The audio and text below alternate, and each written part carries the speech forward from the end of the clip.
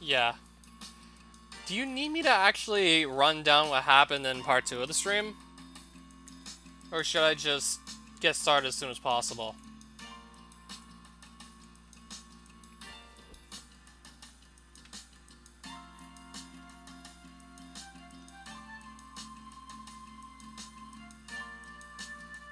Okay, so more or less, it still closely follows the plot of the original, except few key differences is that Yuri and main character are briefly conversing, and Yuri brings up, like, parents, and then to which main character replies, like, he only had one parent. Then Yuri asks, like, what happened to the mother? Main character says he never met her, and then she asks about the father, which really strikes a nerve with the main character. We figure out he hates his father, but we're probably gonna have to play through more of the mod before we figure out exactly what kind of guy he is. Doesn't sound like a good one, though. Yuri said she'd be over at noon, and it's currently 10 until noon. And then they're just doing festival preparations more or less after that. And he was also able to sense that something was up with Sayori and her depression.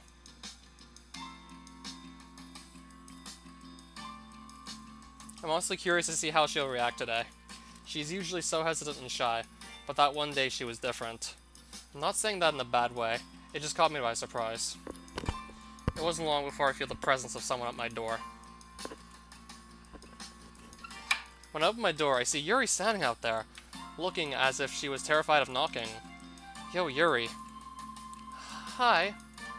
Too scared to knock, eh? She doesn't respond. I know she's carrying a beige-colored cloth bag. I presume that the stuff she has in mind for the club is in it. Well, come in. You have such a lovely house, Level Engine. I guess. I point to the bag she's carrying. So Yuri, what's in the bag? I'm so glad you asked. I went out to the store yesterday and picked up some scented candles and fragrance oils. Oh? Yep. Would you like to try them out? I don't see why not. You've piqued my interest. Would you mind if we tried this in your room? Not at all, but why? I want to see how effective they are in an enclosed space. Because by getting a feel of how potent they are in an area, such as your room, I can measure how well they can be throughout the entire classroom. Yeah, by the way, I started this playthrough in May. You showed me that video where Good Pet's Gone Bad, like, I don't know, like in July or something? Alright, cool, let's go. I show Yuri to my room. She walks over towards my bed and asks for permission to sit on it. I pull up my desk chair and allow her to sit. So I managed to get a bunch of scented candles that are sure to make the club emanate an inviting scent. Alright, and you've said you got some fragrance oils, right? Yep. Fragrance oils use aromatherapy. And I use them quite frequently, so I can trust their effectiveness. Ah, aromatherapy. The theory that inhaling specific compounds can take an effect quicker than an IV injection.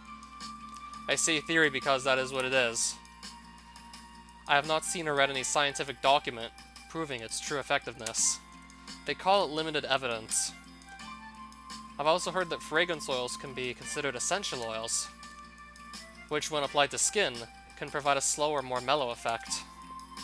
You actually believe that essential oils are effective? Of course. I've used them for years, and I can always feel their effect on me. Interesting. Why, do you not? Nope. I guess the most effective chemical compound,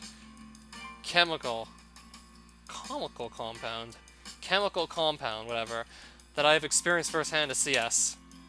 Orthochlorobenzylidine malononitrile.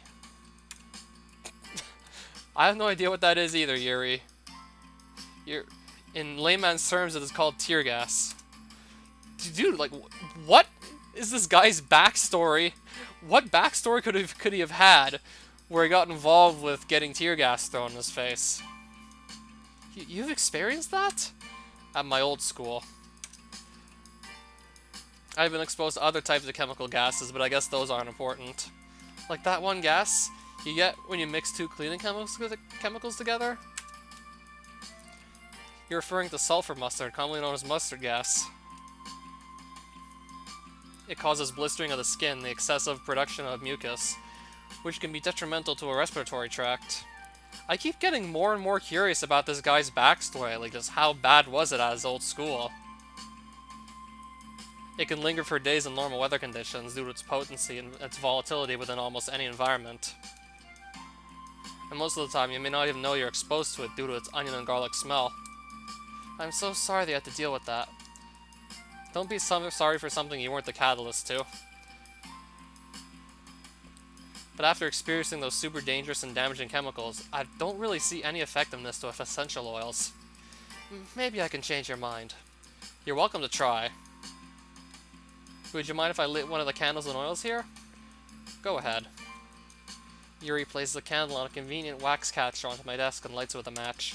She opens one of the square wooden blocks, which later emanates a pleasant lavender smell. Lavender and lilac? Yep. How did you know? I knew a woman once who loved the two, so I'm kind of familiar with it. I just love how the two can create such an intricate and pleasant aroma. To me, it's like a story, but you're to actually experience it. With any type of smell, you can enhance anything. Yuri beams as she goes into a passionate explanation about her feelings towards the aroma. I guess this sort of suits her, which isn't bad. So I assume you plan to use these for the club tomorrow? Yep, and I kind of want to employ a few other things. Like, if we cover the windows with black construction paper and allow candles to light the room instead, and with the essential oils in the air, we can help create an atmosphere that captivates newcomers and gets them intrigued. I see. So basically you would be using their own senses against them. Yuri looks away, suddenly extremely embarrassed. She doesn't respond and looks apprehensive. I'm not disappointed or upset. In fact, Yuri, that's a very strategic and innovative plan. If you can use an opponent's senses against them, you can easily get an edge over them. Have you ever heard of Tasmania for the Sega Game Gear? If not, I dare you to listen to its music. Okay, how is it worse than Crazy Bus?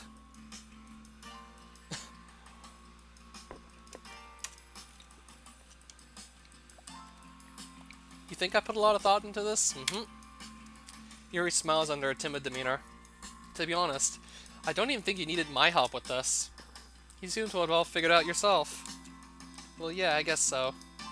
When I was at the store looking at these, I got really carried away. I was really excited. Excited? Yeah, I was actually contributing to the club in a way that didn't expose me in front of many people. And I get to work with you personally. Yuri suddenly seems so open about her nature. Could this be an effect of the essential oils? I don't feel affected by it one bit, but her stature is certainly loosened. Would you also like to see something else I got for the club room? Pulls out a wrapped package. From first glance I can see some stencils for fine calligraphy. I can open it for you. No, it's fine. Yuri again reaches into her bag and pulls out a pocket knife. In a matter of seconds, I am already familiar with the type of knife she has. It's an older style pocket knife that has a custom engraved handle.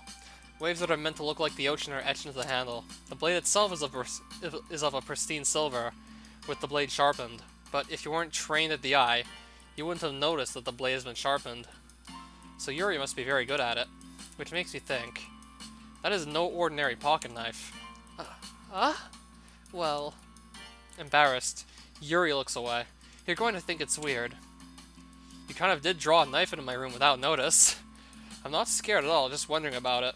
Alright. The thing is, I'm kind of into knives. They're just so pretty. I can't help it. I don't know what it is. The combination of craftsmanship and the feeling of danger, maybe. What am I saying? Please don't think I'm weird for this. You're laughing at me. No, I'm not laughing at you. It's just a little comical seeing you get so nervous at times. But I think it kind of suits you. Suits me? It's kind of intense. Intense. Besides, it's a really cool looking knife, I can't deny that. Thank you. Would you like to hold it? Sure, I'll check it out. Yuri carefully hands me the knife with the handle facing me. I take it, making sure the handle is balanced on my middle underknuckle of my palm, then I flick the handle counterclockwise with my thumb, causing the knife to slide around my palm. I close my grip as the blade faces out and I begin to inspect it. Whoa! I do all of this in a matter of seconds. I'm familiar with knives, so it was second nature. It's heavy and extremely solid. Yeah, was a well-forged blade. Yeah, this is was. This is or this was would have been, like, satisfactory enough. Curious about its true sharpness, I place my index finger on the point of the blade. Immediately, a small red bead of blood starts to run down my finger. Level engine! Why did you do that? I was seeing how sharp it is. I barely touched it at all. It's my fault. I should have warned you. This knife is extremely sharp. It can cut through skin like it's paper. Oh no. Yuri takes my hand and gives the wound a closer look. Ah. She stares at it and noticeably fidgets. It's fine, Yuri. This is literally nothing. I will go... Go? Without warning, Yuri puts my finger in her mouth and licks the wound. I feel her tongue curl around my finger. Startled, I instinctively pull my hand back. I stop and look at her in the eyes, evidently blindsided. Uh-oh. Please forgive me. I wasn't thinking. Yuri lowers her head, her face burning up. That's the most embarrassing thing I've ever done. How could I do something like that? I'm sorry. I'm sorry. Yuri, I think you're overreacting a little. She doesn't lift her head. It definitely was a little weird, I won't lie. I didn't expect a woman to just start shoving my fingers in places, let alone you. But honestly, it could have been worse. Much worse. I didn't expect Yuri to suck up my finger as it was bleeding. That is super dangerous, as it can transmit diseases. But she did it eagerly. She must like the taste of blood. Or she is extremely frisky. Or both. I flex my finger and the bleeding stops. Sigh. You women are difficult. What, do you want me to suck on your finger or something to make things even? I run my hand through my hair. You're so weird, Level Engine. Yuri giggles shyly. Well, at least that worked. The smell of the oils and candle in the air definitely kept things from getting heavy.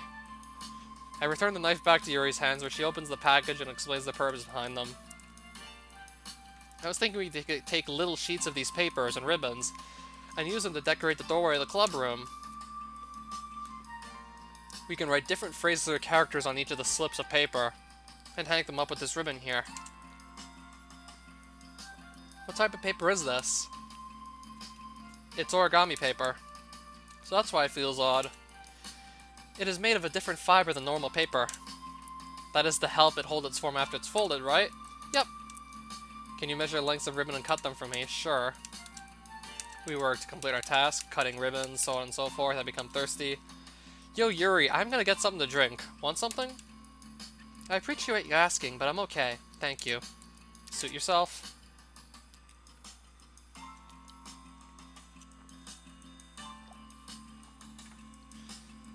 I come to see Yuri quickly unrolling her sleeve, pulling it back over her arm. Ah, nothing. Your face is a little red. Is it too hot in here or anything? No, not at all. There's nothing wrong, so... Alright. I get a weird sense from her. Something has caused her blood pressure to rise and for her face to flush. I begin to race the mental flags. Let's see how these look. Yuri starts to lay each of the papers and ribbons across the floor. Okay, so how would this work? Would we mod DDLC assets into hard time, or would we mod hard time into DDLC? A hard time mod about DDLC, so you mean mod stuff from Doki Doki into hard time. If I even knew how to do that. I'd probably have a better shot doing it the other way around. Figuring out how to mod DDLC and then just basing it around hard time.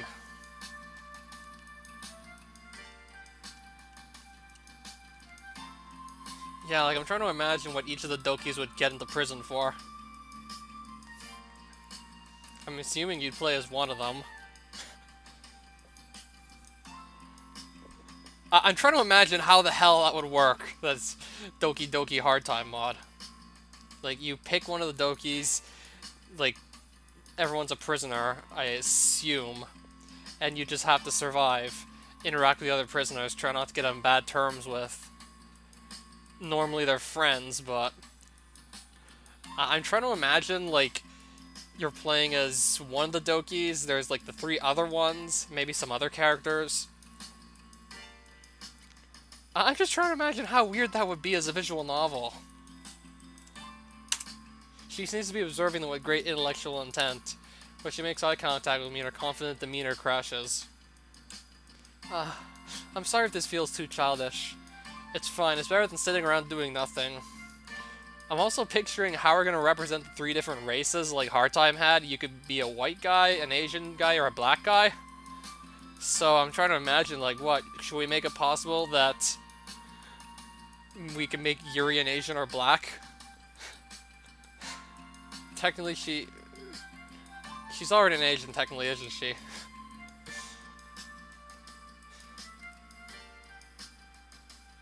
No, I'm trying to see it. Black Yuri. It's not all that bad. Kind of fun. Yeah, it's fun. I'm glad you feel that way, too. For me, I don't need to go out doing crazy things to have fun. In fact, I usually don't even want to. I just like when I can spend time with one other person. Even if it's something simple, like reading, it doesn't even matter if we don't talk much. Just having a friend next to me makes things feel a bit nicer. I think that's all it takes for me to be happy. That a fact? Even if Yuri and I are quite different, I can understand where she's coming from. Not being racist here is just deviated way too much. What, from, I don't know, me supposed to actually be playing the Doki Doki mod? I think I feel the same way. Yuri smiles gently. I knew you'd understand. It looks as if we're finished here. Indeed, thank you. My watch alerts us to the current time. We've been working together for 4 hours already? Jesus! Oh, already? I really hope it didn't take up any unnecessary time for you. You didn't. I had nothing else planned today. Yuri starts to gather things. Well, you gave me the whole hard time DDLC mod idea in the first place. Once you get it all picked up. You need any help getting it home? No, I got it. I stand up and walk out of my room. I escort Yuri out of my room once she has everything. Thank you for the fun time today, Level Engine. You wonder what the wardens would look like? Why don't we just copy that police officer out of Doki Doki Time to be an Epic Hero? Why don't we just copy him out of that mod and make him be the warden or something?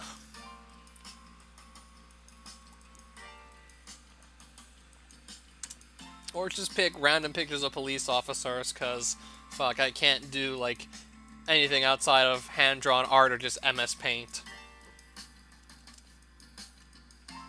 Or I could just ask someone, find some artists, ask them, kind of like how Dan had to ask Satchel and Delinquent to do the art for him. I mean, he did like more or less program the game, come up with the whole story in the first place, like the whole idea. He just asked for a bit of help with the art. You fumble over your words way too much. It gets annoying, woman. Yuri looks away, clearly flustered. I place my hand on her shoulder and stare into her eyes. Stop. Fumbling. Like a JV football athlete. Yuri smiles shyly. It was fun. I will... What the hell is a JV football? Junior varsity?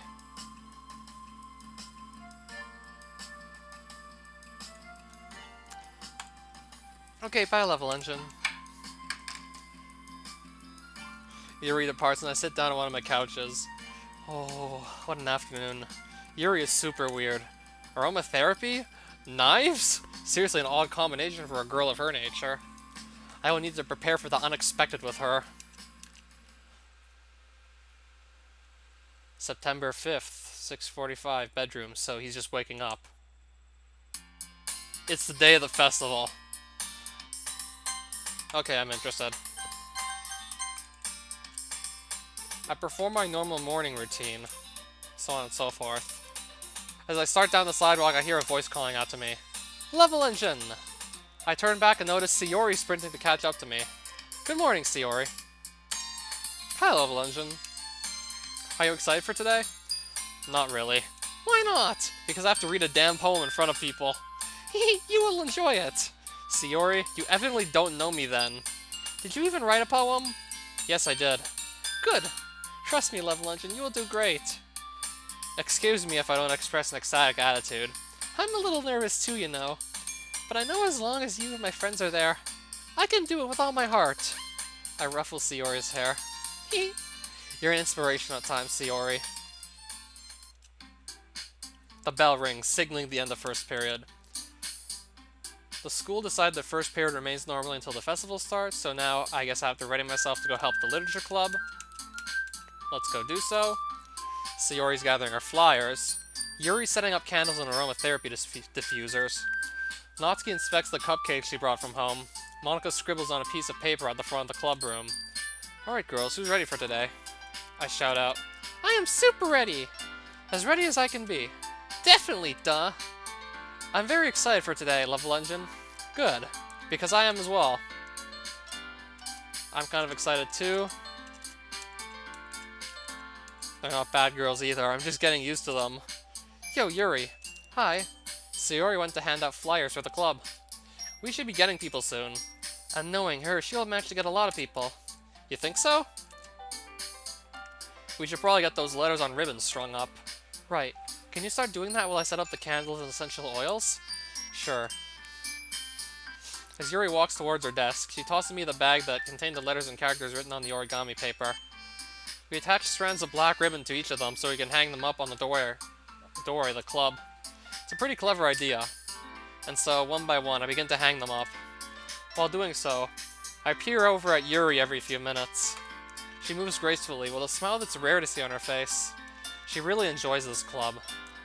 And I can tell she really wants to see it grow and prosper. I can admire that. Before I know it, I have already completed my objective before Yuri can even finish hers. You're already done? Mm-hmm. You're really fast. That's great. Now all that's left to do is wait for people to come in. Did you want to read with me while we wait? You don't have to, of course. As one of the hard time DDLC mod characters, I can imagine just having 4 characters wouldn't be a lot. Hard time has like, I think default 50 prisoners, I think it can go up to 100. We need to have a lot more characters. Yeah, we need some creativity. Or we could just self-insert ourselves into that mod. Okay, now I can just see it. Sayori coming up to me and saying, "You're a pussy, Level Engine. I bet the wardens respect you more than the inmates."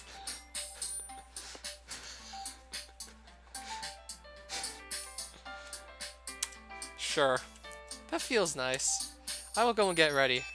Go for it. Yuri returns to her desk, grabs her book, and goes to her reading position at the wall. Okay, I think someone's gonna have to do that mod. I could say I'm gonna do it, but it's probably not gonna happen.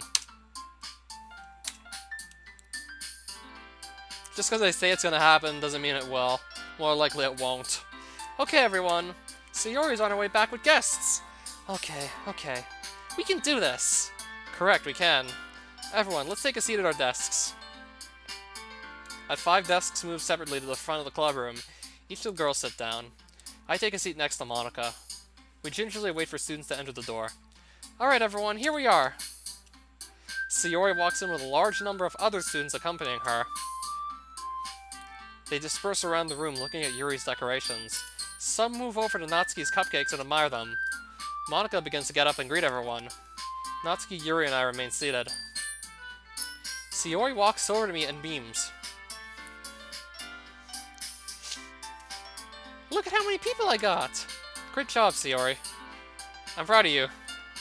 I smile at her. Yuri has stood up from her desk and helps greet the guests. I stand up and join her. Thank you for coming to visit us. Oh, hello, Level Engine. Having fun? Phew, to be honest with you, I'm terrified. You don't look like it. I'm actually having a fun time, so I guess that helps. Well, I am right alongside you here. That really helps. I mean... I'm so glad you came. I hear Sayori squeal with joy. Huh? I wouldn't have missed it for the world, sweetheart. I hear a guy's voice coo at Sayori.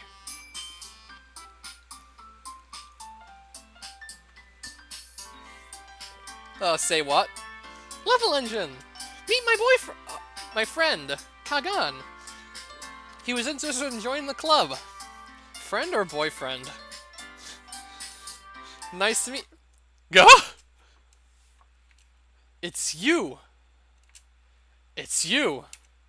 You two know each other? Never removing my gaze from him, I respond. We've met once before. Yes, we have. What are you doing in here?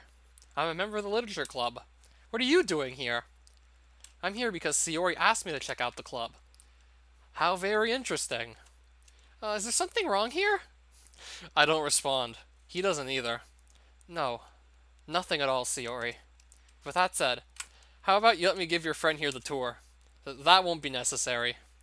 His voice whimpers. Uh, no, I insist. He's your friend, Sayori? He can be mine too. The boy begins to sweat profusely. No, it's fine. I'll stay with Sayori. Okay, I didn't think we were going to see him again, so yeah, he has a name. Yeah, there was also a scene one night where this guy was apparently going to try and look at Sayori while she was changing into her pajamas one night. And what my guy thought was happening was that this guy was just trying to creep up on her, just look at her. So he essentially got into a fight with him. So what, is that actually like Sayori's real boyfriend? Alright then, enjoy your time here. So yeah, my guy got into a fight with this other guy. Like the guy standing next to Sayori. I place one hand on his shoulder and gently squeeze. Sure. Both of them walk past me and into the club room. So he's a student here. Good to know. Sayori said his name was Kagan. I'll be sure to remember that. He also seems awfully sweet to Sayori, which pretty much confirms he has an interest in her. Why else would he be a pervert and spy on her while she changes clothes? Well, I gave him a fair warning. For now, however, I will leave him be. I look back and watch both of them closely. Going next to the door, I lean back on the wall and help Monica greet the newcomers. Yes, including Sugar Tits. Oh, and Cum Bucket as well. Probably plenty of others.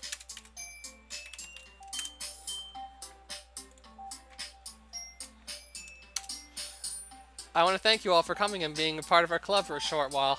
We've enjoyed having you here and I really hope you join. We have a little presentation for all of you that each of our members worked really hard on. We're going to be reading some poems we made, out loud to all of you. I will go first. As Monica orates her poem, she captivates the entire audience almost immediately. The tone in which she speaks is very immersive. The wording of her poem is formally dignified, and the delivery is immaculate. Monica really did try hard on this poem. Thank you all for listening. The room starts to clap. Hi everyone! I'm gonna read you all my poem now. I hope you like it. Her delivery made it more impactful. When she finishes, I'm honestly astonished. Thank you all. Yuri begins to present her poem, but as she prepares, her face is beaded with sweat and remorse. I can tell she's hating this, but she can handle it. Thank you all for this opportunity. I will read my poem now.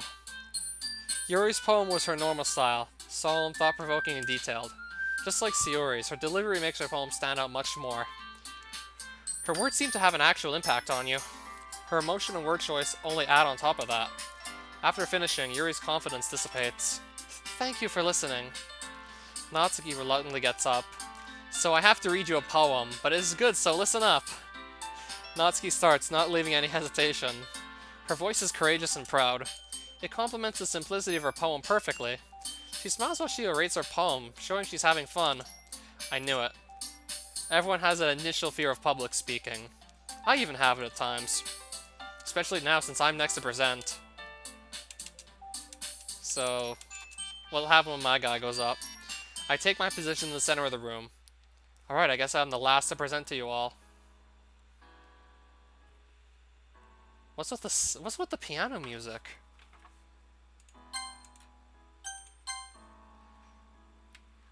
Is it gonna be about his past life or something, this poem? Everyone's eyes stare at me. A. Always unpredictable. S. Sincerity. Never ending. H. Helpful and hindering. L. Laudable to no bounds. E. Extremely unpredictable. Y. You picked me up instead of letting me down. You may be gone, but your image will never fade from the abyss of my mind. Who's Ashley? The entire room is completely silent. Who's Ashley? All of a sudden, everyone starts clapping. That was so good! Amazing! You're not that bad at all. The way you presented is what made it. I didn't think it was all that good, but thank you all for letting me be the final figure to present before you. Was that like... No, he never met his mother. So, is Ashley, like, still alive or is she dead? The environment of the room is happy and relaxed thanks to Yuri's enhancements. And with Monika and Sayori talking to everyone, I get a really good feeling about everything. That is until he walks up to me. So your name is Level Engine, and yours is Kagan. That's Russian, correct? How do you know? It's just a little common knowledge I've picked up. On a more important note, why are you here? Ha, I could ask you the same question. I don't think that would merit a response from me. Considering what you were doing that night, I was having my fun too until you showed up. Do you remember what I told you? I don't believe I did. Okay, I just totally realized that I should probably be reading this guy's dialogue in Russian accent, even though I'm probably gonna whiff it. What was it you said? Allow me to refresh you. If I ever see you near Sayori's house again, I'm not going to hesitate to hurt you more than I did that night. Do you understand me? You have a lot of nerve saying that. I placed a hand on his shoulder and tightened my grip. Do I? I think it's you who have the nerve coming here. So you're going to threaten me if I don't? Are you willing to take that chance? Your eyes. It's like you're hollow inside. Ha ha ha! That is a great joke, Kagan. I raised my voice loud enough for the other girls to hear. It sucks they have to go so soon. I do hope I see you again, my friend. Stop it! Your Russian accent... I figured it was gonna be bad. Okay, I'm probably not doing that again. Yet, not doing that again. He begins to depart for the door, but stops before completely leaving. Sayori, I certainly hope we can hang out together alone soon. Oh, certainly! You have a good day, Kagan! That son of a bitch. Level Engine! That poem was amazing! Was it? It was about your mom, wasn't it? I never knew my mother. There was someone who was practically my mother at one point. Was that who this poem was about? I can imagine so. I'm gonna help everyone wrap up since we're almost done with our part of the festival. Alright. And so our part of the festival has come to a conclusion. Each of us take a fair share of the cleanup workload and get it done in about 5 minutes. Yuri plans on going home, so on and so forth. I want to see where the rest of this mod goes. I'm getting interested. School sports field? What are we doing out in the sports field? Go, Level Engine! You can do it, Level Engine! Don't fail us! Wow, he really is fast. Right, it's like he's done this before. It's actually kind of amazing. Goal for the home team! It's already been a month and Level Engine has seemed to have made himself known. I was surprised when he said that the varsity soccer team wanted him to fill in for someone. He isn't even on the roster. Well, Monika, our school's soccer team is one of the best in the country. It only makes sense that they need the very best people for it. 2 to my left, 1 on my right, and 1 trailing me. I need to get this to the goal. Level Engine, watch out! I see him! An opposing team member runs in front of me. Haha, you think you're getting past me? You think you're much of a blockade? Huh? I kicked the soccer ball through the gap in his legs. What? I run up to him and grab his shoulders. Forcing them down enough, I jump off the ground, making sure my back touches his in a front flip motion. What are you? Getting past you. I roll off his back and onto the field as he falls over. What the hell? Level Engine, good shit. And now for the goal. Nearing the goal, I fake to the left and volley to my right. The opposing team's goalie stumbles and I go for it. I kick the ball and it lands inside the goal once again. Another goal from the home team! Did you just see that? He basically just flipped that guy using his own weight. And while the guy was falling, he used the momentum from the charge and rolled right over him. That's... wow. I told you, Level Engine is amazing. You're not kidding. If he keeps this up, we could win this. Well, we will win this. I mean, Level Engine has to show off to his new girlfriend anyway. What do you mean by that? You two have been spending an awful lot of time around each other since the festival. It's pretty obvious. But that doesn't mean anything. That's adorable. Yuri, do you have feelings for Level Engine? That's so cute! I don't even know if he has feelings for me. Just another reason why you should tell him about yours. Level Engine, that was awesome. Keep it up and we can win this. Those bastards are going down. That's the spirit. I quickly run over to a small table set up for the players and grab a drink of water. The bleachers are filled almost completely with spectators that range from students and parents to school faculty. I never expected the captain of the varsity soccer team to ask me to be a stand-in for a sick player. He and I share the same PE class, and that day it happened to be dodgeball. We went at it for 10 minutes straight hurling projectiles at each other. Went so far that even the teacher for PE started to watch. Ready to get back in? Yep. I'm a vanguard for the goalie.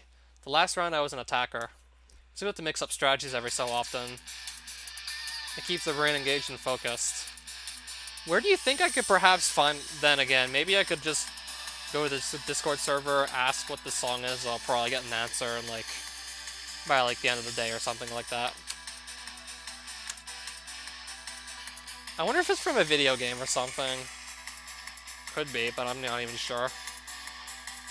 The players in the middle of the field scramble to gain control of the ball. One of the opposing team players gets it and begins to run towards me. He's leaning on his left side as he runs. He's anticipating flanking to the right. When someone throws their weight distribution off like that, it makes for an easy fake. So either this guy is smart or incredibly stupid. I begin to prepare myself, and as I predicted, he fakes to the left and starts to flank from the right. A few of my team members are caught off guard by this and fall behind. I begin to intercept and block off his path, but he beams right towards me. I'm not moving. Go? As he stupidly runs towards me, it becomes increasingly clear I don't intend to move. But it's too late for him now. Move! His body collides into mine and falls backward with a loud thud. The ball rolls between my legs and one of my team members recovers it. Nice block, Level Engine. Why didn't you move? I reached a hand out to help lift him up. I don't play the game of chicken, but it was a valiant effort. He smiles and accepts my offer up. I both admire and fear you, my friend. I hear that more often than you think. And that's the game. The home team wins! I walk towards the middle of the field and wipe the sweat off my brow. A group of my team members surround me. Wow, Level Engine didn't do half bad out here today. Are you kidding? He was probably the best player on our team. You better watch out, Captain. Don't flatter me. I just did what was needed to be done to win. You gonna join us for some food? Sure, why not? I accompany several of the guys from the soccer team that I met in class to a nearby fast food joint for some food. The atmosphere is the essence of camaraderie. Great game today. Level Engine, why don't you join the main roster? We could seriously use you. I appreciate the offer, but no. Why not? Because I already have prior obligations I need to fulfill. Damn. Wait, aren't you also in that one club? Oh yeah, the literature club, right? Yeah, I know that one. It's got that Yuri girl in it. You mean the weird one with the purple hair? Yeah, she always is so quiet, and I heard she brought a knife to school the other day. They aren't bad girls. I actually enjoy their company.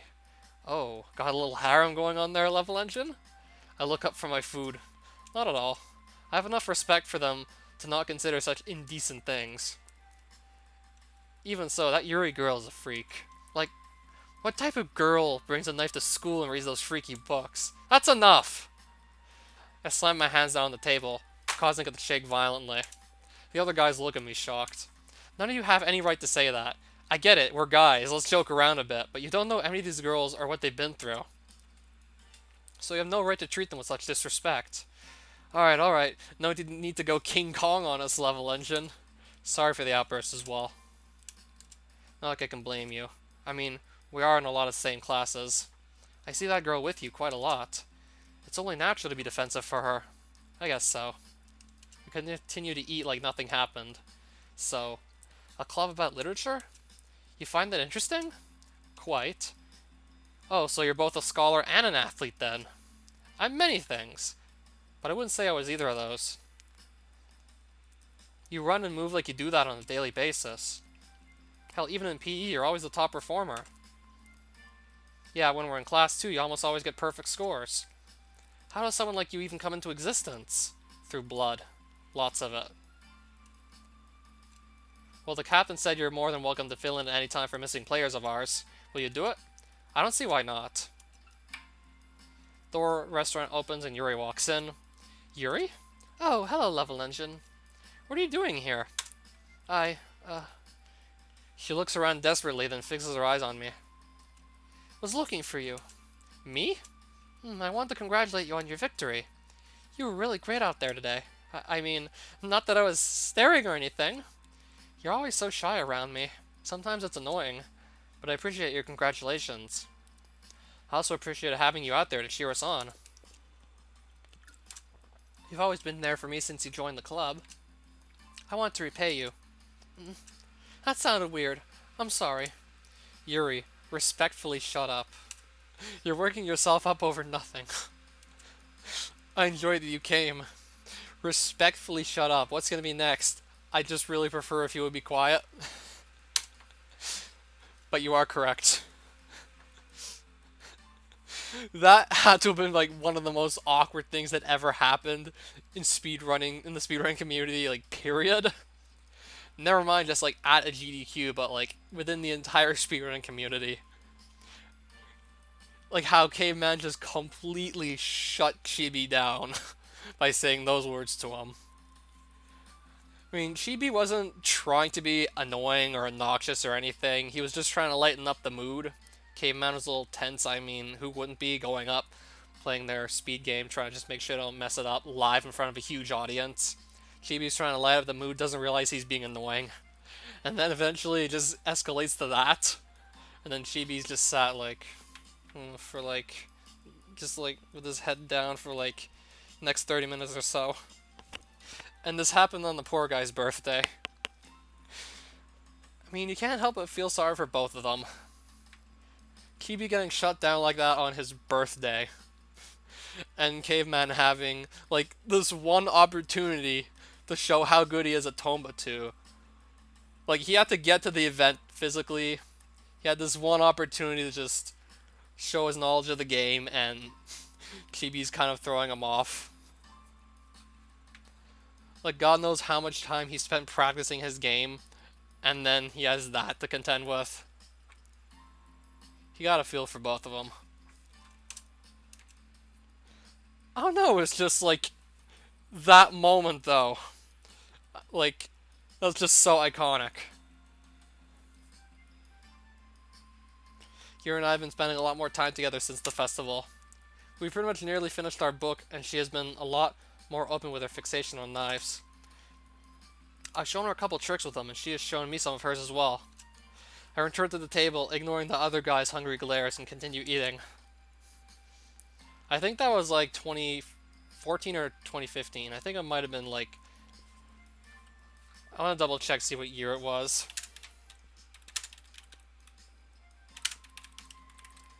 I think it was 2014. SGDQ 2014. What did that guy say to the guy that had the birthday? Yeah, it was Chibi's birthday. When he was told, like, shut up. Or, I prefer if you'd be quiet. Live in front of a huge audience.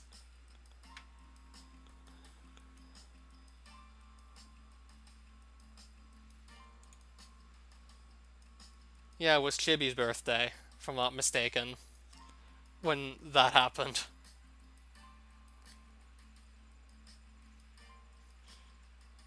I guess since I'm walking home, I might as well pick up something to read. A newspaper would do. I stopped by a small newspaper vendor and picked one up. There's an article about some guy named Zero, who wrote a little poem for his girlfriend's birthday on November 18th. Oh, that's really mushy. But I will not lie, it's cute. That girl must be really lucky. Smiling, I wrap the newspaper up and take it home. I notice Yuri and Yuri walking towards me. What do you two want? Hi, Level Engine. So Yuri want to ask you something. Me? Sayori, you said you were going to be the one to... Nope, this is all you, Yuri. Yuri looks back and forth between me and Sayori, desperately hoping one of us could help her out of the situation. Unfortunately for her, I don't intend to save her. We were wondering if you wanted to, since the girls at the club are having a sleepover, if you want to come and hang out with us for a bit. That is, if you want to, of course. Smirking at Yuri's suffering over asking a simple question, I rub the back of my neck. Well, you do see that can be problematic. Girls' sleepovers don't ever include a boy. Oh, come on, Level Engine. We trust you. Plus, all of us would really enjoy it if you came. I knew Yuri would especially. I'm not going to turn down an opportunity like this, to be completely honest. Oh, when is it? Tonight. Alright, where's it at? Monica's. I have to do a few things first before I head over. How about I meet you two there later? Yes, of course. Alright then. Text me Monica's address and I will stop by in a bit. Both girls nod. When I get home, I read the rest of my newspaper to relax. After finishing, I decide to lie down in my bed and rest. Sleep over with the girls from the club. Sounds interesting. My nap was super needed. Sure enough, they text me Monica's address. So my guy gets a shower, gets something to eat, and then... October 3rd. 9:04 p.m. Monica's house. As I approach Monica's house, I make sure to take mental notes of the area. Nearby bushes, trees, fences, and other landmarks are of a conspicuous nature. After taking a few steps around the perimeter of Monica's house, I knock on her front door. Oh, Level Engine, you're here. That I am. Come in. Immediately upon reaching Monica's living room, I realize it's architecturally structured the same way as mine. I get a sense of morbid familiarity that makes me rather uncomfortable, but I can endure it. Each of the girls look at me one by one, their eyes lighting up. I look at each of the girls. Yo, the girls seem to be all sitting and watching TV. A few blankets are covering the floor for cushioning. Yuri sneaks a glance towards me. I walk over and sit down next to her. Hi, Level Engine, I'm glad to see you're here. I was waiting for you. I mean, I was just hoping that you would come. Yuri starts to stutter and fumble with her words like she always does. I told you that I would, right? I guess you did. So, what are you girls up to? Nothing right now, but we were talking about putting on a movie. What type? A scary one. Ah, I see. I think it would be entertaining to watch. You like movies, Level Engine? Actually, I was referring to how you girls are going to react to it. I guess it'll be entertaining. I don't really get scared by movies like that, but Sayori and Natsuki, they essentially freak out, eh? Yep. Do you ever get scared by movies? Not really, unless there is a really cliche jump scare. Normally they don't. They're doing each other's makeup, Sayori and Natsuki. Monika's on her phone, patiently waiting for us to pick a movie. So what are you girls gonna put on? I don't know, I was thinking maybe Monika could decide. I don't like scary movies, but as long as I'm with all of you, I won't be that scared. Okay, I got a good one.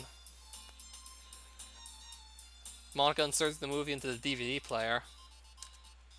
Okay, well, what is it? As the movie starts, I don't pay much attention, but Yuri's completely concentrated on it.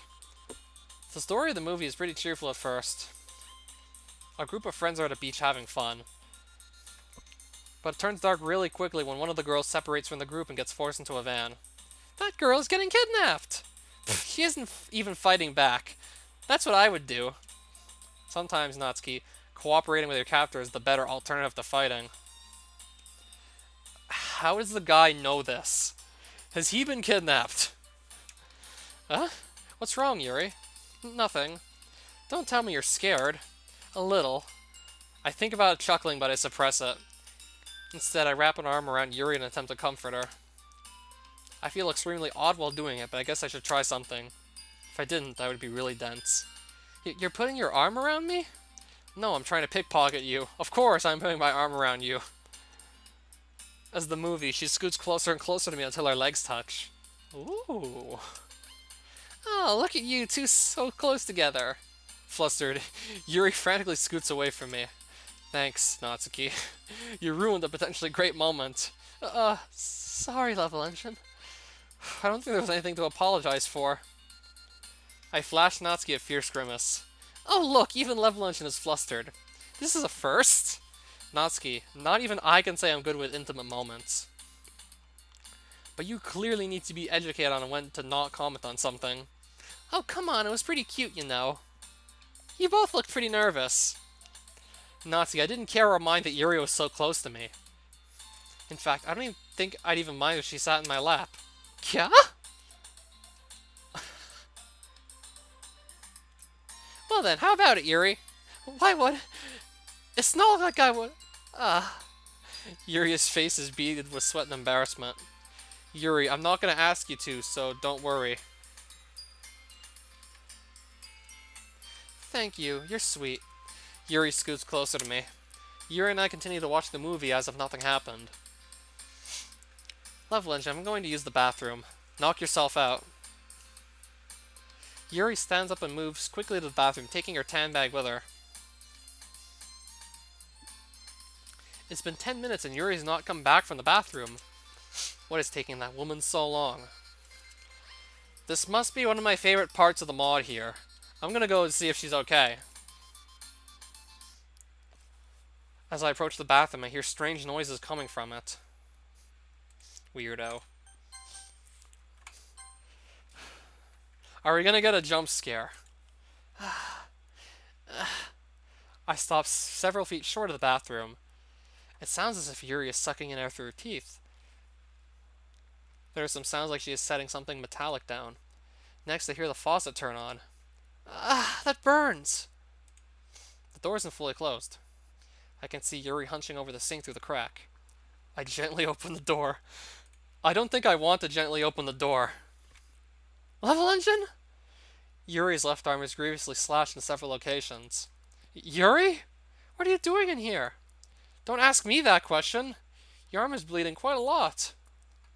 As I reach for her arm, she recoils and tries to hide it. It's nothing serious. Nothing serious? You're stupid if you believe it's nothing serious. Stop hiding your goddamn arm and let me see it. Reluctantly, she compiles. Jesus, Yuri. Why do you do this? Face red, Yuri turns away. It's obvious that she's embarrassed. I didn't want anyone to know about this. I can't blame you for hiding it. But this is unbelievably dangerous, Yuri. I know. You're going to think I'm weird. I don't care about whether or not you're weird. I do care about why you're hurting yourself to such a severe degree, though. Stop beating around the bush. Tell me now. I enjoy the pain. It's rare that anyone else has ever wanted to spend time with me or be so close to me. Because I like a certain part of the mod. Jeez, woman, you confuse me sometimes. Good, weirdo. This chat's gonna be the death of me, I swear. Ever since I was younger, I've been hiding aspects of myself from everyone. My friends never understood why I liked the things I did. Neither did my parents. Eventually, I became estranged from the people that I cared about, and they threw me away. Yuri turns her head away from me, tears in her eyes. I just wanted to be accepted by the people I admired, but to them I was a freak. And one day, when I was walking home from school, I found a pocket knife on the ground. Please tell me you at least washed that thing. And when I picked it up and took out the blade, I was captivated by it for many reasons. God knows where that knife could have been. The balance of danger and beauty. Yuri's blood drips into the sink. Yuri, do you have anything to stop the bleeding? Well, there's a towel right here? Dude, like, are you blind? I don't know, take the towel off, stop the bleeding? In my tan bag on the floor. Using one hand to hold her arm carefully over the sink, I reach down and retrieve her bag. Inside of it is a black plastic container filled with medical supplies. Those sound even better than the towel. Thank you, Level Engine. Don't thank me yet. I haven't done anything.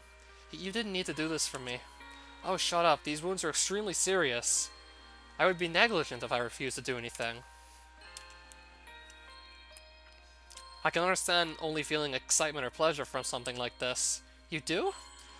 Correct, but not to the degree of using a knife on myself. That's another story for another time. Right now, Yuri, you are my concern. It feels good to hear this. That's a little strange. You aren't sweating, blushing, or tripping over your own words. It's the pain. I feel good. You being so nice to me, spending time with me, the pain and the blood, it all makes me feel like I'm normal.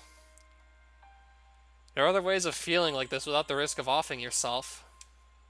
After wiping her cuts with a sterilized wipe, I begin to wrap it up. But you must understand you can't do this anymore. But I don't have anything to lose by doing this. I don't know, like, your life? I don't know, like, being able to read more books? Like, I don't know, everything you have to lose? You're ruining your body. And you have a good one, too. You should embrace that fact. Me? A good body? You shouldn't say such things. These things can cause scars, Yuri. Granted, this isn't an all-out stab wound, but it's very close. You act like you have personal experience with this. I do. I release her arm for a moment and pull down the collar on my shirt to expose an area above my right breast. That's a really big scar. It isn't that big, it could be much worse. How did you get it? If you don't mind me asking. My father. Your father did that to you? So what? So, let me guess. Should MC's dad and Natsuki's dad get together and go bowling? I told you I hated him. He was an evil man and I despised him to my very core. But this scar right here is what can happen to your body if you are hurt badly enough. And I'd hate to see you hurt anyway. Alright, and done. Your arm is all patched up. Yuri rolls her sleeve back down to cover the bandage wrap. Thank you so much, Level Engine. You're a true friend. Yuri starts to wobble and sits down on the cover of the toilet. I can imagine this main character, Natsuki, would have gotten along very, very well. I feel dizzy. That's to be expected. You lost a lot of blood, but you'll be okay. Yuri tries to stand up, but doesn't seem to find the strength to. If you can't stand up, then get on my back. I will carry you back to the living room. Yuri hesitates at the proposition, but sighs and surrenders. I kneel down and allow her to wrap her arms around my shoulders. Are you ready? I take a moment to prepare myself and then stand up. Yuri isn't as heavy as I expected. Level Engine. Yuri? Is everything alright? Yeah, Yuri just fell in the bathroom and is feeling a little dizzy. So I thought I would carry her back out here. That's kind of adorable. You're such a good friend, Level Engine. Is she gonna be okay? Of course. So she fell? It's a good thing I checked on her when I did. If I was a bit later, she could have seriously been hurt. I flash Monica several glances off to the side, indicating I have to speak with her privately. She takes the hint and follows me. Once away from Natsuki, Sayori, and Yuri, I turn to Monica and look her dead in the eyes. Yuri's extremely dizzy, so give her some rest for a bit. This fall, I assume it was bad? So you caught on, eh? I've known Yuri for a long time. I have prior knowledge of her being so clumsy, but I was under the impression that she stopped. Evidently not. I think it was because of how close you two got earlier. You think so? Without a doubt. I'm not saying it's a bad thing you two are close, but she tends to get really excited. It can overindulge her, causing her to fall. The sensation she feels from falling is stimulating. I've talked with her a lot about this, and she's told me she would try to stop falling? How long has this been going on? Okay, I should stop making a joke out of this. This is serious. A while, unfortunately. Can you promise me one thing, Monica? Like, if anyone ever finds this stream and they really do have these issues with self-harm, I am so sorry. Sure, what is it? I can't guarantee I'll be around forever, but I would like it if you kept watch over Yuri. I promise. Thank you, Monica. Of course. All of a sudden, Monica's front door is knocked on. Oh, I will get that. Monica stands up and goes to answer the door. A minute later, she walks up to me. Someone is here for you. What? For me? Is it Kagan? Is it the Russian dude? No, it's a familiar brunette woman. No, it's Julia. Julia, what are you doing here? I thought I would stop by and see if you were being responsible. Right. Monica walks up to the door. Julia looks at me and devilishly grins. This won't be good. Oh, hi. Are you one of my little Level Engine's friends? Yeah. Level Engine, are you going to introduce me? Julia, this is Monica. Monica, this is Julia. Julia bends over at the waist and looks Monica in the eye. Are you the little heartthrob that's caught the interest of my level engine? Monica looks at me puzzled. Julia, would you not right now? What? I'm just wanting to see what you've been up to. You're playing me. Cut the shit. I look to Monica. I'm the girl responsible for him. Hey, Monica, can you make sure Yuri doesn't wake back up? Sure. Monica walks back into the house and I close the door behind me. Alright, what is it, Julia? I need you tonight. Why? It's a code 9. A code 9? That's not my job expertise. You have people who are qualified for that.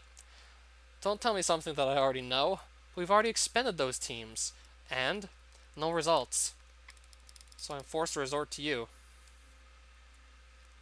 I assume I have no say in this. No, I'll give you 2 minutes to say goodbye. I'll be in the car.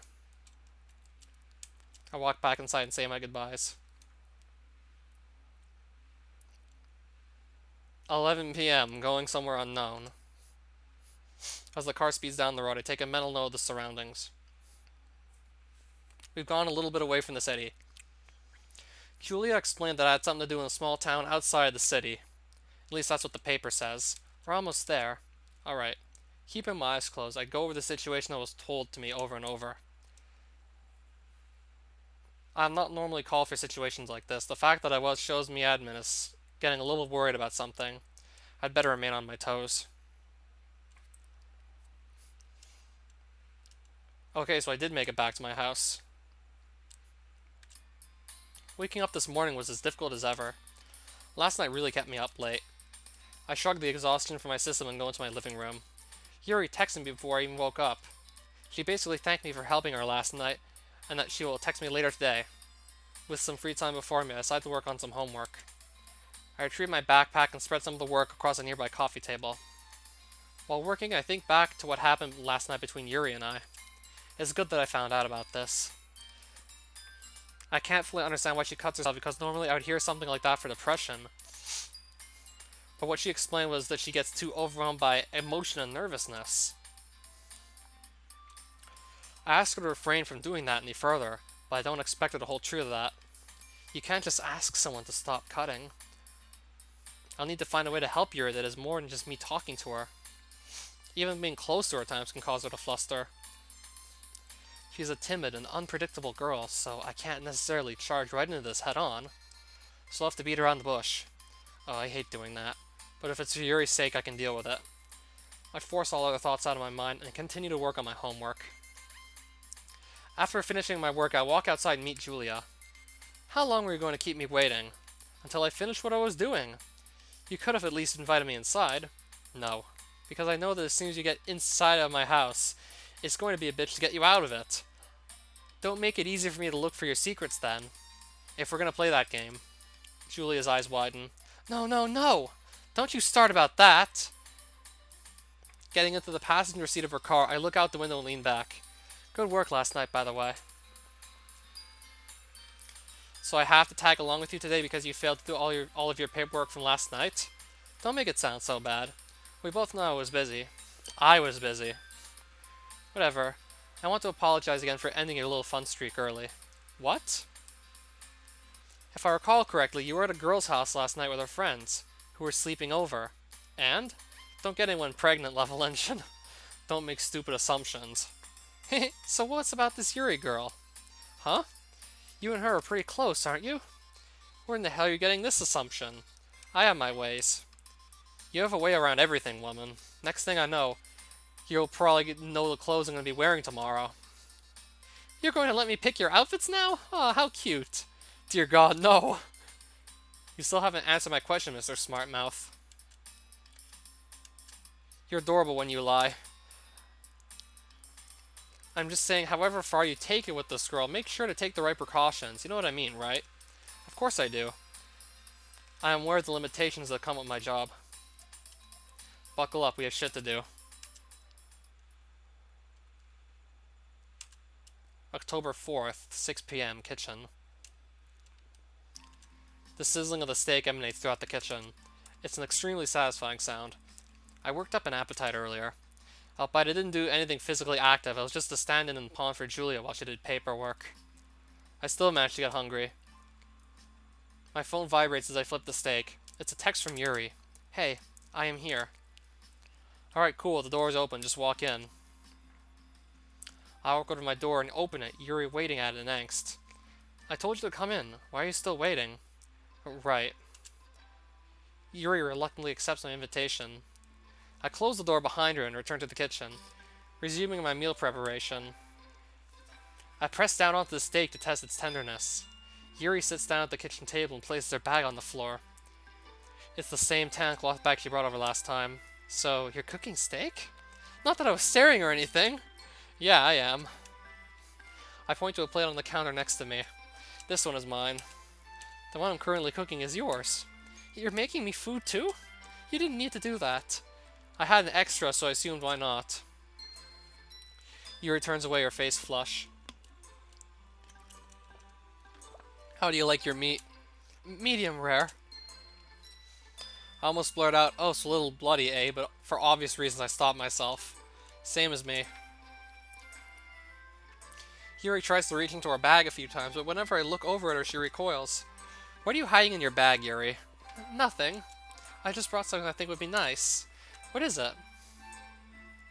Yuri hesitantly reaches into her bag and pulls out a labeled bottle of expensive-looking wine. I hope this is okay. Yeah, that's fine. Really? You're actually okay with it? It caught me off guard at first, but at least it wasn't anything too bad, like a gun or knife. You're more accepting than most. Eh? There was one time I brought this bottle to the literature club. I thought it would make a great compliment for reading our books. But the other girls weren't so okay with it. I mean, I can understand why. Yeah, you think? I reach into one of my cupboards and pull out the 2 glasses and slide them over to Yuri. After you pour yourself a glass, pour me some too. Okay. Yuri lights up and emits a suddenly cheerful and joyous demeanor. I know for a fact that if Julia comes by tonight and finds I've been inebriated slightly, I'm gonna have my ass kicked. But I couldn't care less. She's off getting drunk herself tonight. Plus, I'm gonna make a nice pair with our meal. Heh. And it'll also be humorous to see Yuri kind of drunk too. Yuri has already begun to sip away at her glass of wine while she quietly reads, Here you are. Thank you. Yuri and I begin to eat, sparking up some small talk here and there. The wine Yuri brought was, as I thought, a rather expensive red wine from over 2 decades ago. I haven't personally had much wine in my life, but I was always told it will hit you hard abruptly. The taste is bitter and earthy. Think of grape juice, but instead of sweet, it has a really mellow tartness that covers the entirety of your mouth. When you swallow it, it leaves this warm sensation that is amplified when you exhale. But as soon as it hits your stomach, you feel the burn. Ugh. Level engine? Sorry, I don't drink wine pretty much ever. This is my 2nd time having it. Oh, do you not like the flavor? If you can call that flavor. But it's fine, I can see the class in it. Alright then. You act like you drink wine regularly. Not at all. This is actually my first time drinking it. What? How are you not cringing at this stuff? I probably have a tongue for wine, as they call it. A tongue for wine? I don't think that's an actual saying. It is now. Yuri's sudden spike in attitude sends a slight wave of pride throughout me. She's always a timid, reclusive girl. Rarely do I ever see her act otherwise. Well, you know people can take that wrong, right? Let them make their own mistakes. Damn. I like the attitude. Do I have an attitude? Not anymore. But I was referring to how you reached a point where you didn't care about what others thought. That is a good thing. I guess. I finished my food, turning to face her. How are your arms? I really wish we could just forget about that. Yuri sighs in exasperation. We can't really up and forget what happened. We can try. You may be so easy to give up on yourself, Yuri, but I don't give up on myself. If I were you, I would do everything in my damn power to exchange and help myself. But you are so dominant and confident. I don't have that. Now let's try something. Like what? So I read that a good skill to help mitigate your overall desire to cut is to use a pen. A pen? Yes, but instead of cutting, you draw on yourself. That way you can get your emotions out in a healthier manner than cutting yourself open and actually hurting yourself. I guess. I can see Yuri's face begin to grow red, undoubtedly due to the wine. And it's hard to say that I'm not feeling it either. It makes me feel all fuzzy, warm, and open. But for now, how about we catch up on reading that book? I know it's been a few days since we read together, and we finally have the time. I think that is a great idea, Level Engine. I stand up and walk into the living room, plopping down on one of the couches. You're going to read over there? I would assume we both were. Reading at the table would make your posture cause problems, right? Oh, yeah, my posture. Yuri grabs her bag and joins me on the couch. I already have my copy of the book ready. Yuri looks through her bag. Oh no! What is it? I think I forgot my book at home. So we can read off of mine. You're okay with that? Yes, for God's sake, I said this several times, woman. So we read. Yuri's having a hard time maintaining focus as well. I decided to close the book after inserting a little mark to help us remember our page. As I place the book down to the couch next to my lap, Yuri turns to me as if she has something to confess. Level Engine, there's something the girls have been pushing me to say to you. And it's something I have wanted to say as well, but I was too hesitant to. What is it? Ugh. Yuri turns away and struggles to face me. Listen, woman. I am not going to sit here all night and wait for you to say something that is most likely not that big of a deal. It's not that easy to say. Yuri takes a deep breath and sits up straight. Oh, Level Engine. I have feelings for you. And I was wondering if I could be your boyfriend or something? Yes. I take a second to allow myself to take this in.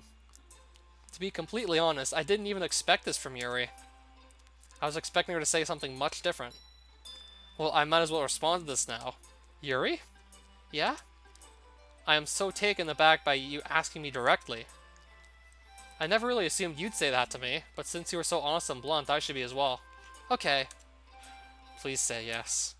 I'm not the boyfriend type. I mean,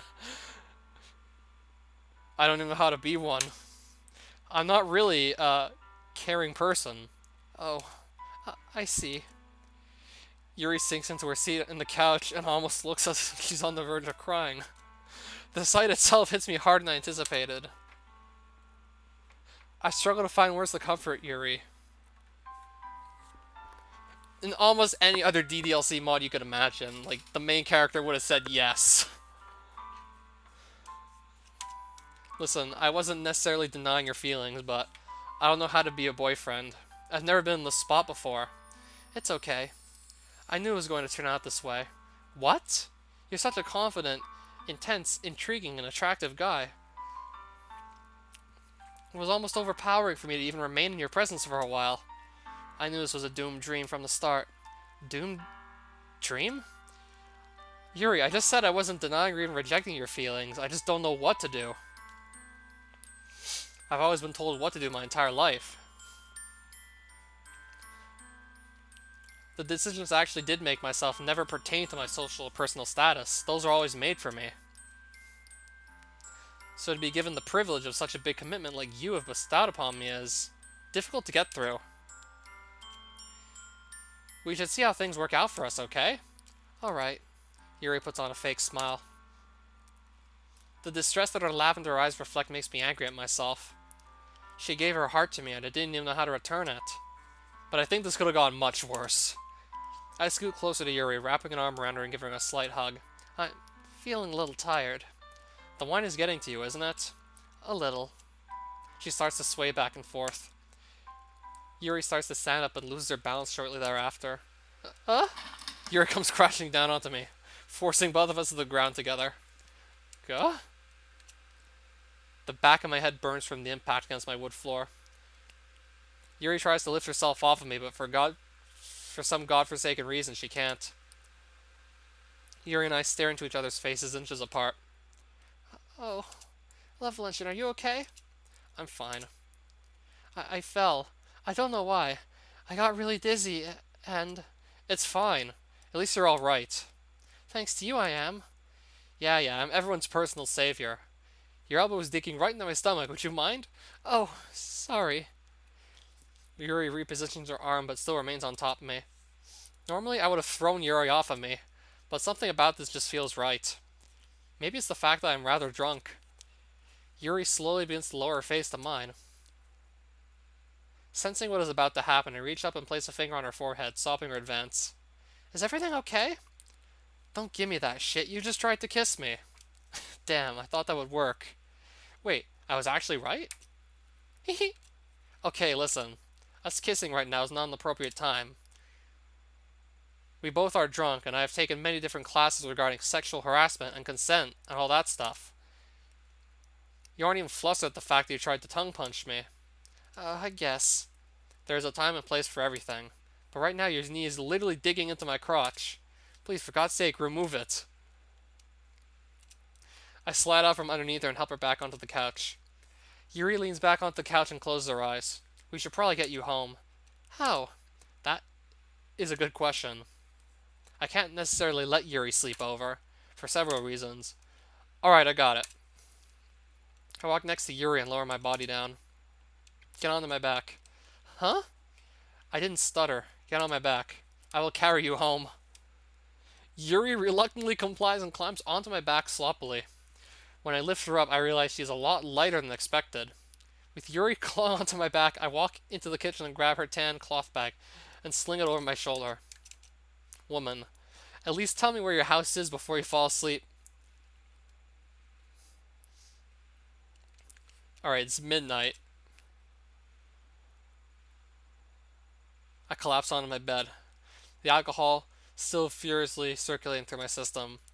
The room spins around me as I stare at the ceiling. I successfully managed to deliver Yuri to her home.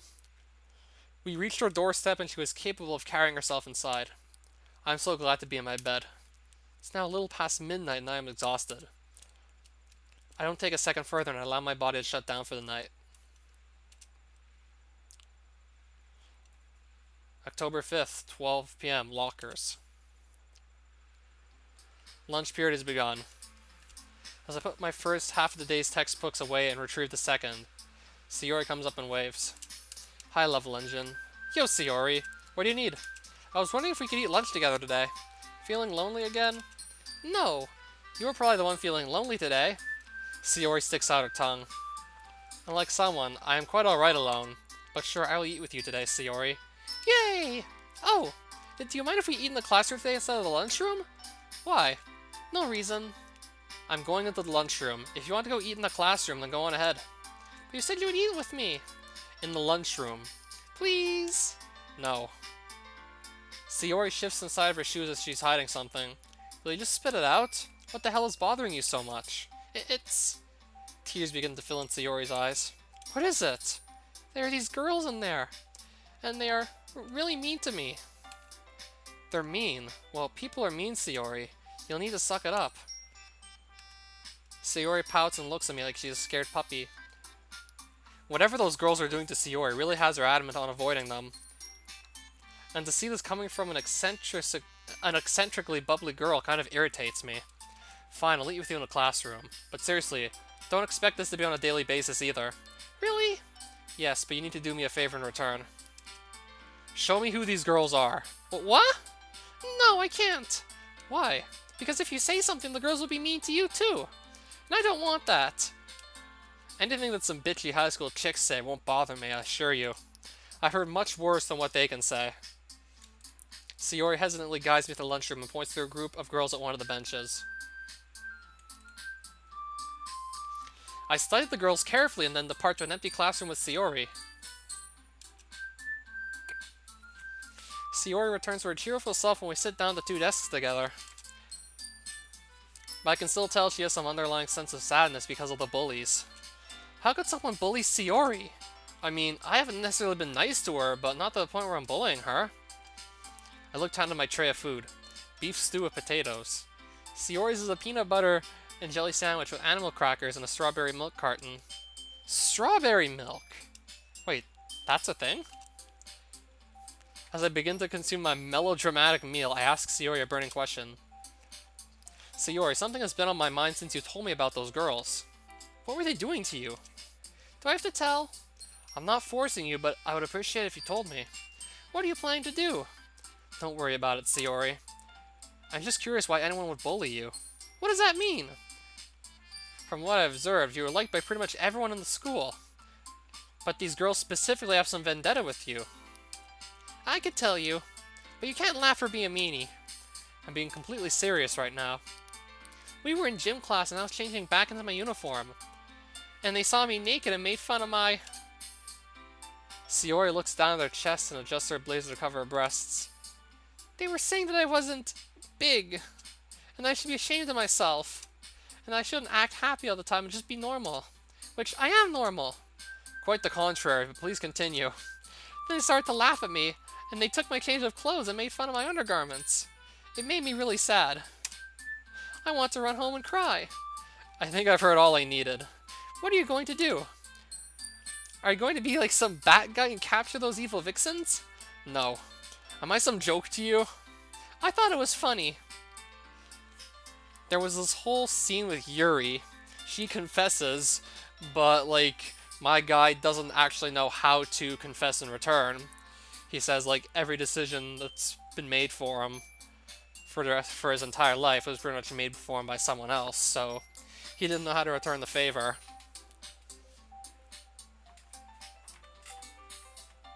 And then there's something with Sayori having had to run it with some bullies, making fun of her small chest. Well, it's a little bit bigger than Natsuki's, but still. Let's just eat our lunch, okay? Okay. The nerve of Sayori. To compare me to some fictional superhero. It was rather clever of her, but I'm no master cape superhero hiding in the shadows for evildoers. I am something much different than what fantasy can conjure up. I'm just human. Sayori and I eat our lunches with occasional small talk until we're done. I walk into the club room and the girls are already at their desks, ready to start the week. Last one again, eh? Well, almost. All of us but Natsuki's here. Where is she? Can't say that. I know. She called out of school today. Alright.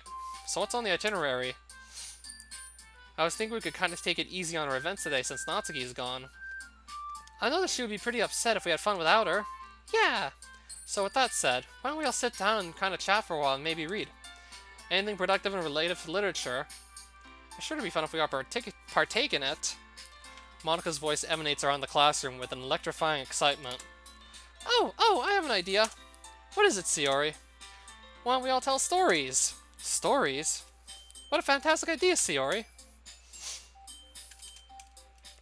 Maybe we can all come up with our own stories? Or even tell some from the funny or happy events we've all experienced. That sounds really fun. I guess this could be a little amusing. Alright, let's do it. I'll give us a few minutes to think. I wonder what story Yuri will come up with. Okay, everyone. I think we have all had ample time to think of stories. Does anyone need more time? I'm fine. So who goes first? Oh, me! Sayori stands up and begins to tell her story, giggling constantly at the start. So there was once this girl named, Zoe Yuri. Zoe. She was a happy and fun girl who was walking through her favorite park one day. She just got done having fun with her friends at her reading club.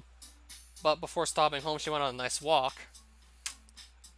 I don't know, actually, I'm clueless. She hummed and skipped around until she heard a noise in the bushes. It was a little rabbit who was hopping out onto the sidewalk. Zoe saw the little rabbit and fell in love with it. She knelt down and called for the rabbit to come towards her, and it did. Zoe and the rabbit became the best of friends, that is until... Growl. Another noise came from the bushes.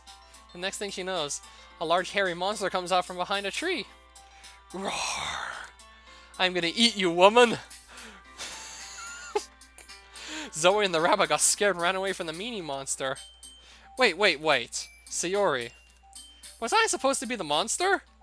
Sayori giggles and sat down. I have a good one that I think you will all like.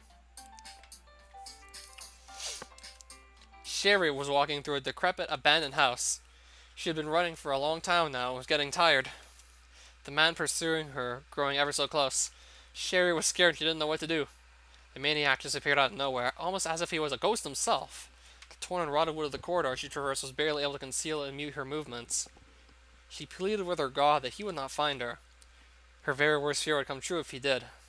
I'll hide in here for now. She quietly crawled into a moderately-sized wooden cabinet and kept completely silent. But she heard steps coming after her. "Come out, little girl." His steps got closer and closer, so close she could hear him playing with the knife in his hands. This man had been notorious for searching for younger girls to mutilate. It was an urban legend. Cher was determined to not be afraid of anything. So she had come to the forest outside of town to prove the legend a myth. But shortly after arriving, her friends that accompanied went missing one by one, until only she was left. Then she started to be chased by a knife-wielding maniac who made it their will to hurt her. "Found you." She already felt her hair being pulled down before she was dragged out of her safe place. His blackened eyes and shaggy hair were the very final thing she saw. Her ears were filled with his evil and lifeless cackle. Very macabre, Yuri. Okay, I guess I'll go next. Erica was a 19-year-old girl who was avidly reading in her room. She was terribly bored after her incredibly uneventful day. Eventually, she got really tired and closed her eyes. But she was woken up by someone calling her name. "Erica! In here, Erica!" All of a sudden, Erica felt something grab her and pull her towards her book. After crashing into a seemingly non-existent ground, she looked around and felt someone stand by her side. "Erica, come on, let's go on an adventure." The charming voice materialized the image of a prince. He stood there next to her and took her hand. Just then, Erica felt everything in her life was complete. The prince showed her to his castle, his friends, and several intriguing beasts she had never seen before. "Let us continue our journey together, forever." He outstretched his hand to Erica, who accepted it and became his princess. She smiled and put on her diamond emerald crown. But then, Erica felt her legs fall asleep, which ripped her from her dream. Realizing that harsh reality, she sighed and closed the book. "Don't you worry, my prince. I will return soon." And that's my story. How romantic! I really enjoyed that, Monica. These girls think I'm some type of joke. What the hell? To two of them, I'm some evil and demented monster. And to the other, I'm some perfect prince. What a handful these girls are. I guess it's my turn now. Oh, so this scene. 1:30. The boat skids across the water as we begin to reach the beach. All of our set on one thing. The darkness of the night conceals us and makes it easier for us to approach. Level engine. We will be there in 45 seconds. Copy. Echo 4. You're with me. Understood. Bravo 6. You're on me. Understood. The boat makes contact with the shore and all of us depart from it. Remaining low to the ground, we stick to the foliage that encompasses the beach. Keeping my eyes focused in front of me and my ears open, I make my advance with my partner. We remain completely silent and halt all communications with the other teams. The very faint sounds of our steps in the sand remind me where I am. The rain begins to fall, something we anticipated and relied on. The rain in the ocean will help mask our movements and conceal our sound. It should also make things easier when we have to make contact. I was told there was going to be a heavier than normal storm, which is why we made our approach tonight. Furrowing my brow, we traverse a rock passage which reveals our target. My partner and I continue to skulk against the foliage as we get closer to the house. Its lights are still on, and it seems somewhat lively. It's no matter. We have our mission. We will complete it no matter what. Getting closer to the building, I slow down and listen to the people inside. I wave to my partner behind me that we found our target. He gets closer and places a small device under the folding of the building. I move back around to the door and do the same. I take my position against the left side of the door. My partner takes the right. We look at each other and quietly try the knob. It's locked. I move to the lock and begin to expect what type of mechanism it uses. After figuring it out, I grab my multi-tool and insert it into the lock. Click. I gently open the door and move into the house. My partner remains behind to cover my leave. Readying my commission M9A1, I move silently across the marble flooring. The dark room ends at another door that my target sleeps behind. This man is evil. He's orchestrated the cold-blooded murders of many innocent people. He's been able to elude us for a short time, or so we thought. We've known about his residence for a very long time now, we just never had ample opportunity to strike. During my briefing earlier in the night when I found out about this, I swear to God I smiled. Something rare during these times. I move across the hall, avoiding any light and human contact. I test the knob for his bedroom. It's unlocked. Opening the door and closing it gently and silently behind me, I approach him. The man is fast asleep in his bed. I was originally curious about how he could sleep at a time like this, but he seems to have very good sound dampening material in the walls. I can barely hear the people in the other room, but it also works out for me. I take no more time to think or reflect. His body flinches or twitches for a split second, then goes limp permanently. Alright, let's go. I press a little button on my vest and silently leave the way I came. My partner and I stick back to the foliage and return to the boat. How was that? What? Did you come up with all that in the short time we had? Well, no. That's a story one of my old classmates told at school a lot. There is no more to it. There is more to it, but a lot of it is just filler, and I kind of just cut to the good part. I'm impressed. You told it very well. I was on the edge of my seat. Sayori? He killed the man! Yes, Sayori. That's mean! Were you always this dense? Sorry, it was a good story. I just didn't expect the killing part. What did you expect? I don't know. Maybe a tickle? You're so innocent. I wrap an arm around Sayori and rub my knuckles against her scalp. Ow, ow, ow, ow! You're going to mess up my hair! Alright, so now that we're done with our stories, we should get ready to pack up.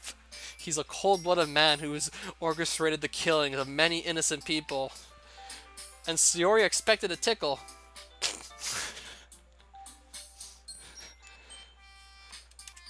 Checking my watch, I realize we've spent over an hour in the club room telling stories. Time flew fast, wow. The girls begin to pack up their stuff. Slinging my bag over my shoulder, Yuri glanced at me from her desk.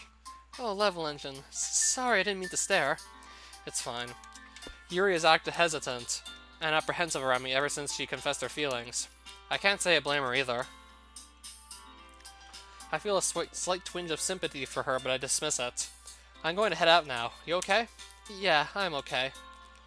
I'd prefer if you didn't lie straight to my face. It's about time you showed me some lively signs. Are you doing anything later? Well, I have to drop off a few things downtown. After that, nothing. Do you think it would be okay if I came over and read with you again?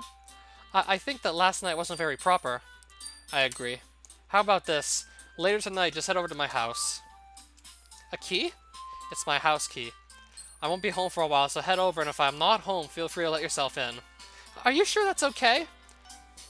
I wouldn't be holding out my key to you if it wasn't. Consider yourself extremely lucky. Oh, okay. I'll head over around 7, is that okay? That's fine. I should be home around 30 after. I can wait for a short time. Alright, I'll see you when I get home.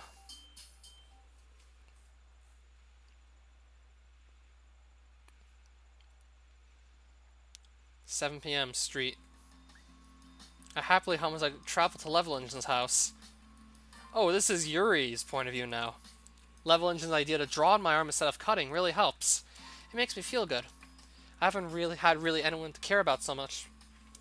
I haven't had anyone really care so much about me before. He really is a spectacular guy. I wish I didn't confess my feelings to him so bluntly, but at least he didn't reject me. I sure hope that he becomes my boyfriend. Oh, I'm here already. The walk didn't seem that far. I guess I was too absorbed in thought. I'm a little apprehensive about going into Level Engine's house alone, but he trusts me, so I guess it's okay. I just hope he doesn't mind if I sit down on his couch and wait for him. Humming happily, she unlocks the door and enters. Oh, his house is really dark. Would it be okay if I turn on the light so I could see? I'm sure he would be okay with that. As I reach my hands around the walls for a light switch, I hear something behind me. Well, I was waiting for Level Engine, but I guess you can do. Huh? Uh-oh. As I make my way home, I notice that none of my lights inside my house are on. That's odd. I'm sure Yuri would be here by now. Curious, I get to my door and test the knob. It's unlocked. When I enter, I immediately sense that something is off. Oh no, did someone murder Yuri or some shit like that? Was she raped or something horrible? I step in something slick. I look down and see a puddle of red liquid. Hesitantly and cautiously, I reach down and press my index and middle finger against the puddle. I raise it to my face and examine it. It's blood. Shit. Yuri?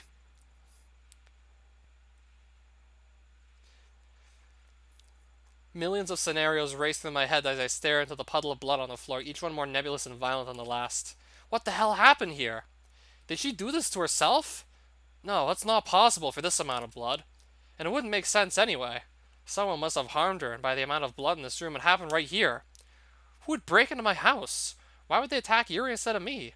Did they know she was going to be here, or was it coincidence?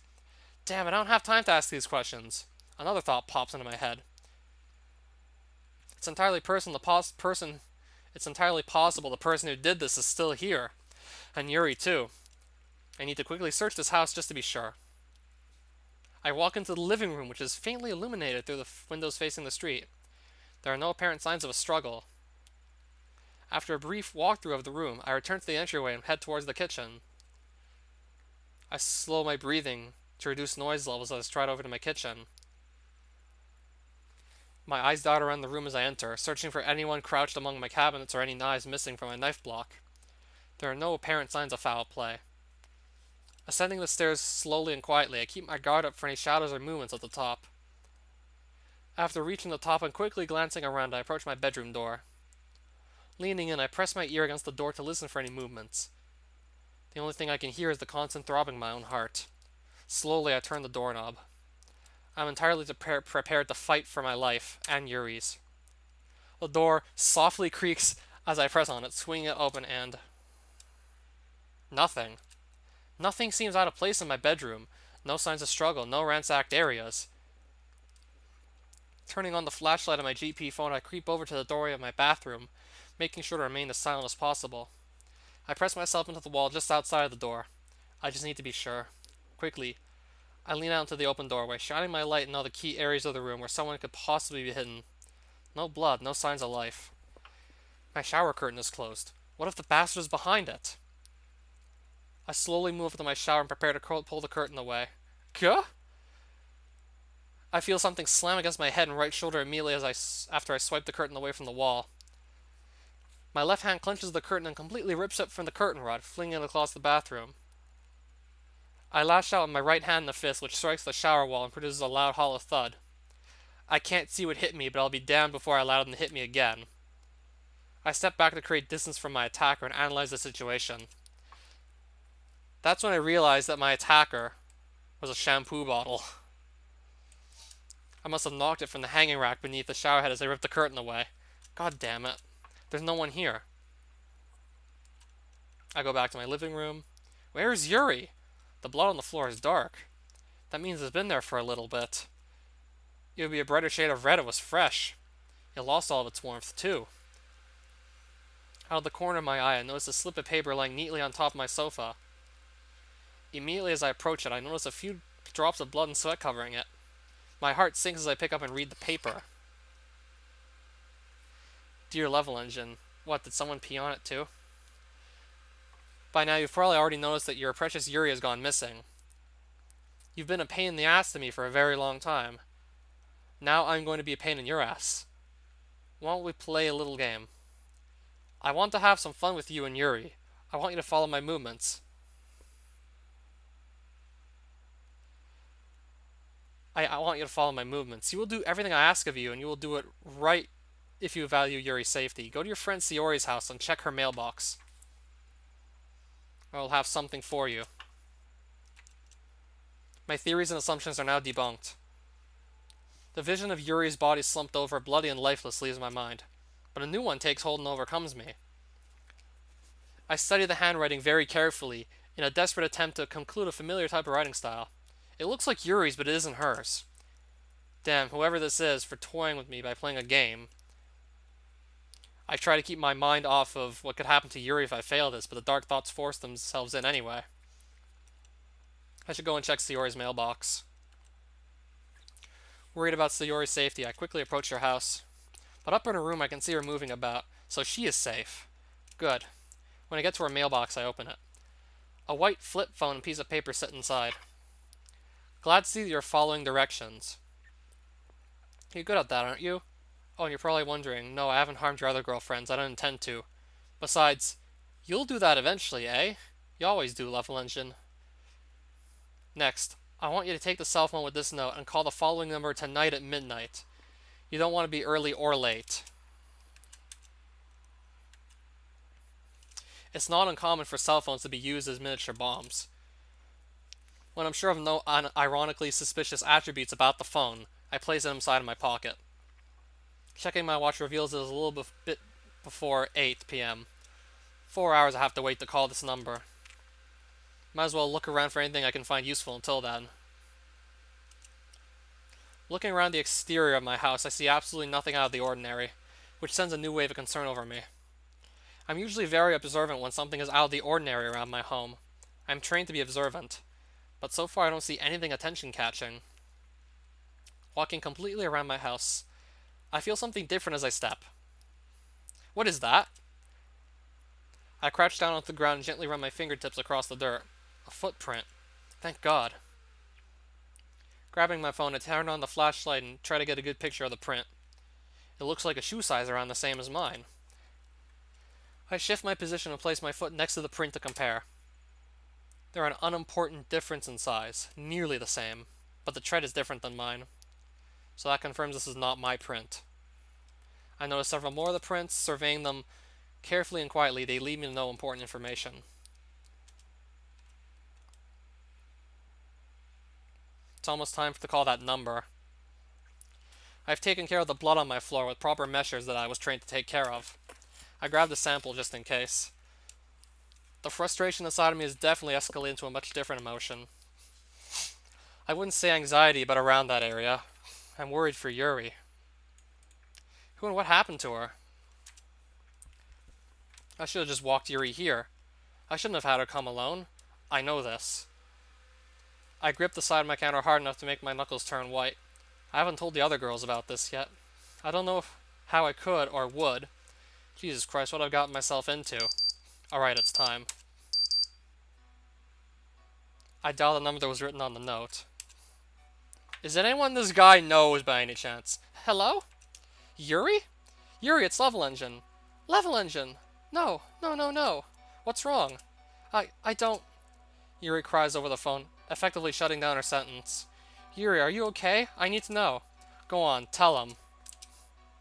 Another voice is heard over the speaker. I don't want you to get involved. Yuri? Level Engine, they want me to tell you to reveal who you really are to them. I don't know what that means, but they're forcing me to say it. I lowered my voice to a near whisper. Yuri, where are you? Give me some kind of hint. Yuri isn't allowed to tell you that information. You need to find that out on your own. Go on, Yuri, tell him the rest. What? Through her sobs, I can feel the intense fear she's experiencing. Please, please help me. That's enough.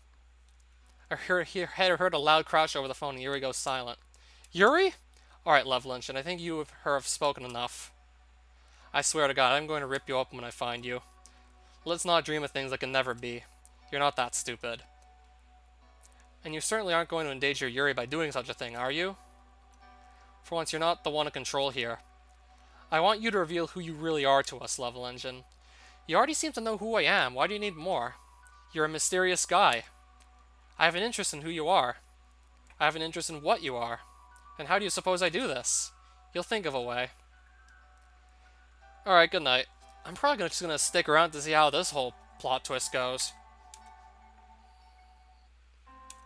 The call ends. Feeling myself becoming too angry, I begin to calm myself down. I need to go about this carefully. Yuri's life is at stake, and I can't afford to screw up here. He said they want to know who I really was.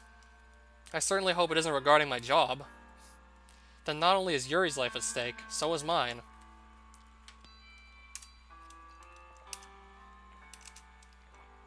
Yuri, they are doing this to you because of me. I'm so sorry. Honestly, I have no idea how I'm going to get her out of this. How am I even able to tell these people who I am? At least they aren't going to harm the other girls. And reverting back to my hostage recovery training, they won't harm Yuri too much if they truly want something out of me. I could call Julia, but I know exactly what she would say. I'm sorry, but this is too high of a risk for you to reveal that information. You'll just have to deal with the consequences and forget about Yuri. Even imagining those words pissed me off. I really hope it didn't have to come to this. But I guess it did. So what's his job then?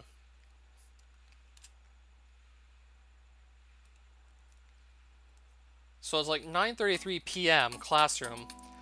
Oh, Ashley. I know this is going to be difficult for your left legend. Okay, so she's alive. But I know you can do it. Why in the hell am I doing this in the first place? Well, you need to learn to socialize with others like a normal person, so man the fuck up and get it over with. Even the weirdos here aren't anything in comparison to you.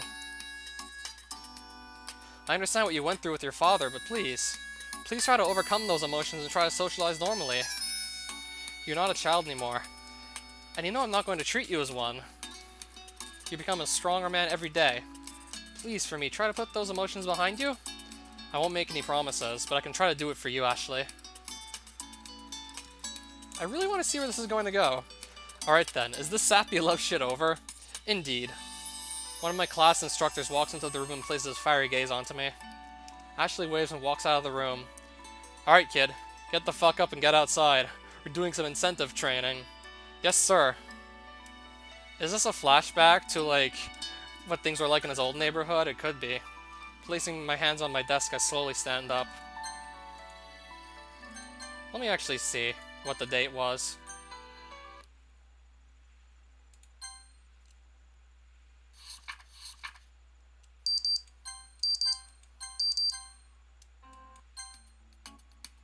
No, I think I fast-forwarded too far.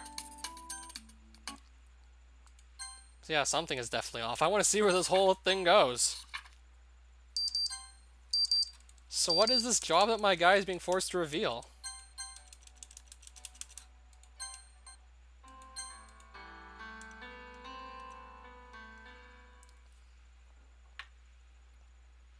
Okay, so we don't even know like what time this was in this classroom.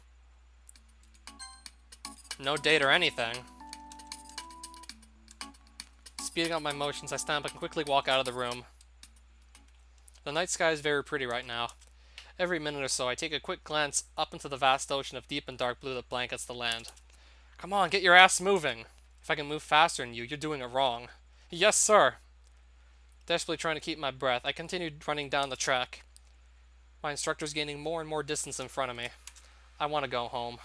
I don't want to be here. I don't want to do this anymore. My lungs burning, my legs crying for me to stop, my will weakening. I stop and drop to my knees and gasp for air.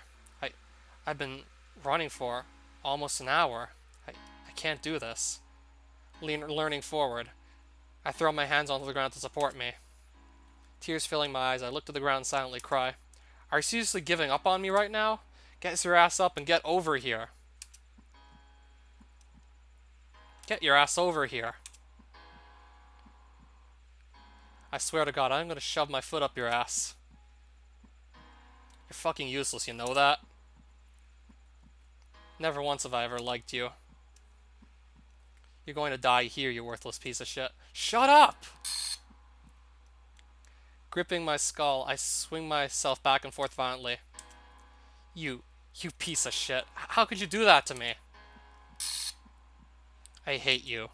I want you to die. I want you dead. Screaming at the top of my lungs, I force my eyelids closed as hard as I can. I see a figure stand in front of me. He's taunting me. He's mocking me. He's proving that I'm nothing.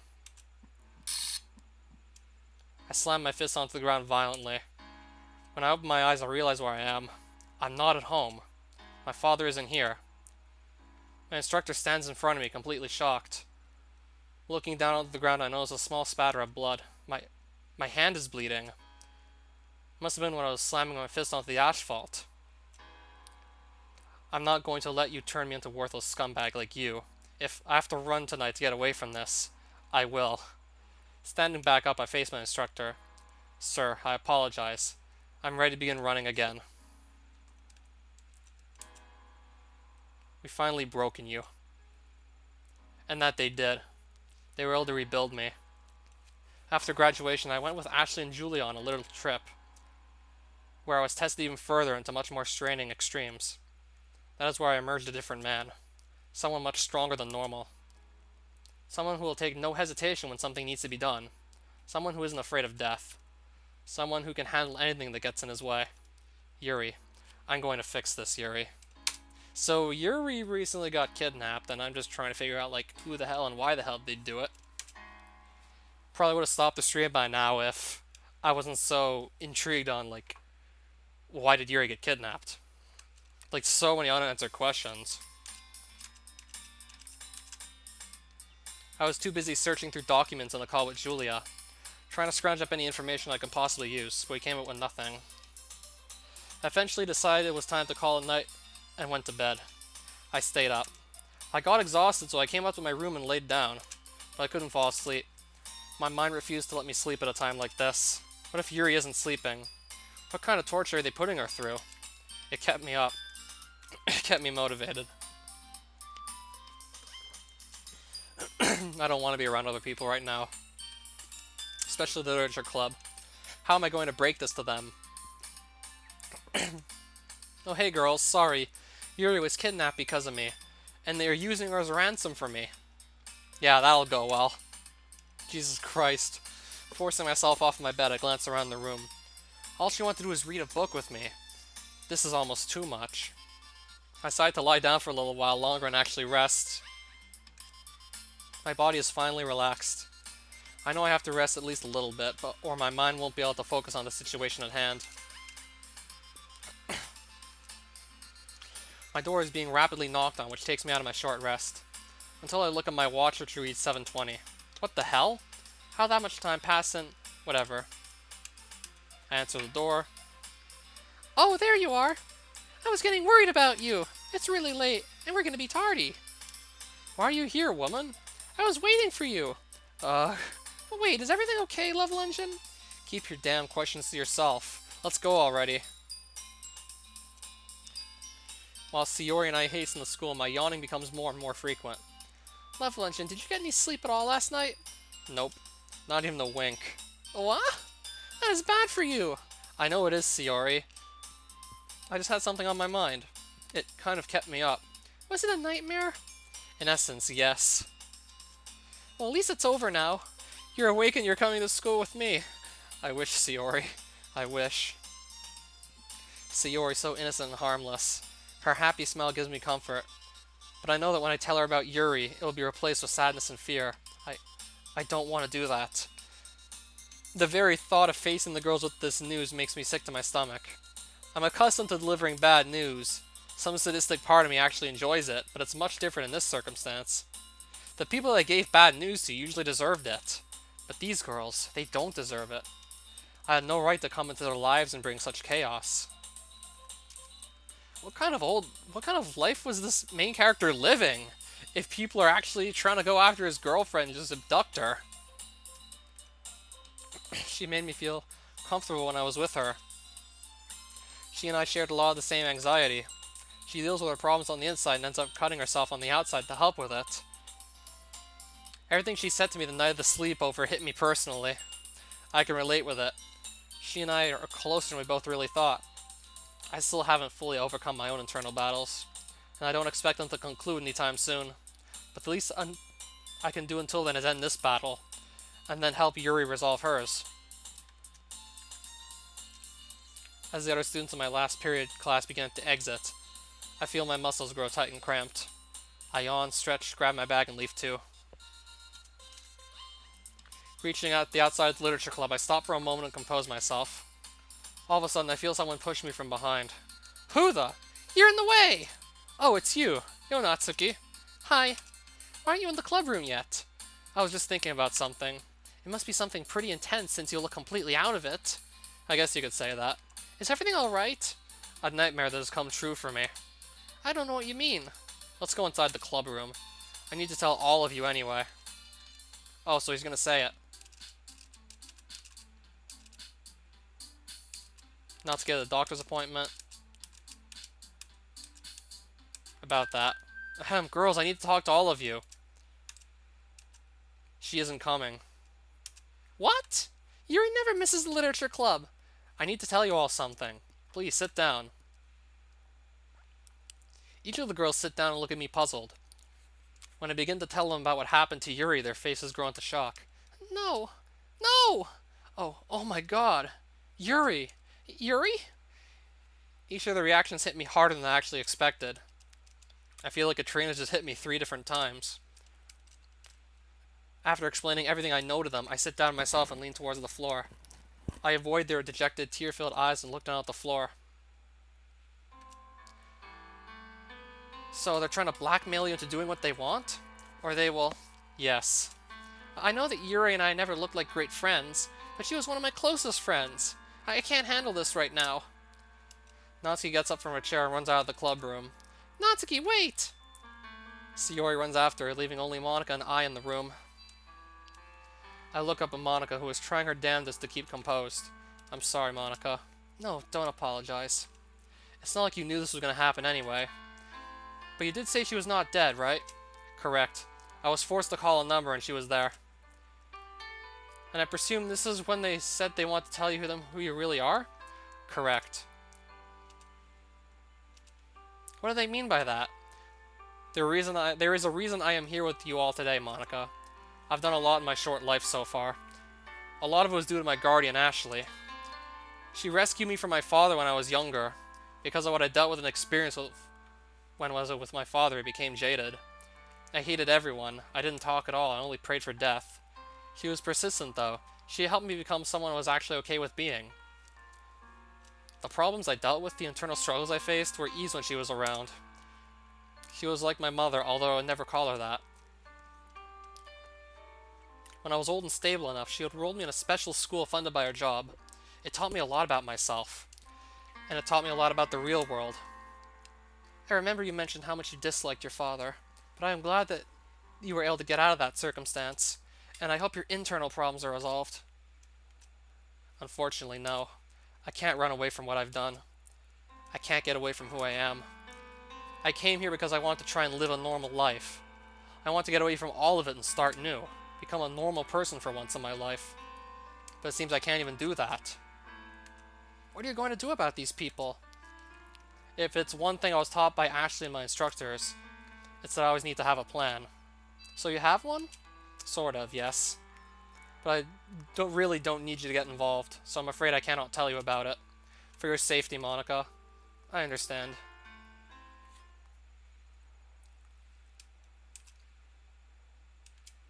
October 5th, still. The dark room envelops me like an infinite blanket of nothingness. My head really hurts. All I remember is that I went into Level Engine's house and there was someone waiting inside. Oh no, I hope I'm not hurt too badly. I slowly and gently tap the top of my head with my hand. It's just an ache now. I don't feel anything serious there. Oh, that's right. They strapped me to a chair and forced me to read something in the Level Engine. Yeah, this is Yuri talking, alright. My eyes start to sting as I feel tears develop. I pat around me and feel the floor is cold and hard. I think it's cement. Where am I? I can't see anything either. Hello? Is anyone there? No response. Struggling to stand up, I reach around until my hand touches something. Kya? After realizing I touched the wall sooner than I expected, I calm down. Tracing my fingers along the wall, I try to find a door or at least something I can help find my way out of here. I have to get out and find Level Engine. I don't want these people to blackmail him. What if he gets in trouble because of it? What if he gets hurt because of it? No. I can't think like this right now. I have to prove that I'm strong enough to get out of here. I continue my creep along the wall until I reach another. Then I follow that one slowly. Wait, what is this? I reach a small divot on the wall. Searching up and down, I feel a doorknob. Yes! Please let this be unlocked. When I turn the doorknob, it doesn't catch. Yes!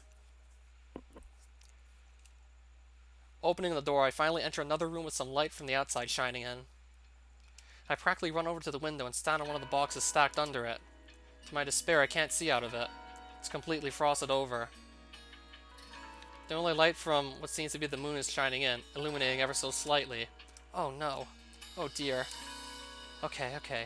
Calm down, Yuri. Trying to keep myself calm, I look around the room. There looks to be a water heater, a ladder, some buckets, boxes, and a thermostat. None of these look useful at all. But then again, Why would there be anything useful to me down here? I just got assaulted and kidnapped. I'm sure they checked this before shoving me here, and judging by the materials of the walls and how cold it is down here, this is a basement. But a basement where? I should sit down. Sitting down on one of the boxes under the window, I lower my face into my hands. I need to just take a few moments and relax. I need to remain calm, but it's so hard to... Wait, what is that noise? Oh my god, why is this all playing out exactly like the story that Yuri just came up with? Oh, so when physicists said, oh, this scene, the one with the stories. Why does this sound exactly like the story Yuri was talking about earlier? She gets kidnapped. No, I think I can even, like, flash back to the movie she was watching. Yuri got a little uneasy when, in the movie she was watching with the rest of the girls during that sleepover, like, one of the characters was kidnapped. And then, like, fast forward, and then Yuri herself gets kidnapped. And now Yuri's hiding near some boxes, and then... I can hear something from above. Where am I hearing it from? I stand up and search around the room until I reach one of the darker corners.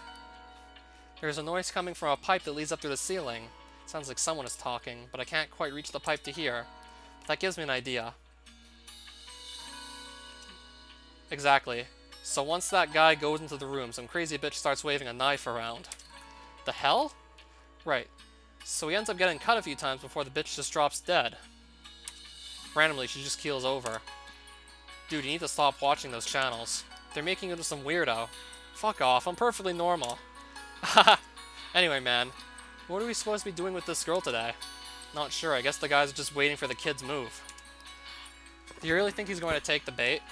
What other choice does he have? We have him over a barrel. And soon we'll have that girl over one too. Oh, come on, man, don't do that to the girl. She already has enough on her plate as it is. Don't get soft on me. We have her on her knees. Not literally. Yet. Whatever, man. I'm not taking part in that shit. I have morals, you know. Morals? Look at what we're doing. You still think you have morals? Yep. Oh, fine. I'll wait until the kid makes his move. When is that? No idea. So you're just gonna sit here and watch TV? You got a problem with that? Nah, not really. I'll get a few beers. I want an ale, not a lager this time, you uncultured cunt. They're the same thing! My god. So they're keeping me here and baiting Level Engine in. I have to find a way out quickly. If Level Engine gets hurt trying to save me, I might lose it. I don't think I could take it. How am I gonna get out of here? An idea popping into my head. I climb up on the boxes and press against the window. I learned the difference of plastic glass and regular glass in one of my books. If I press on plastic glass hard enough, it should bend.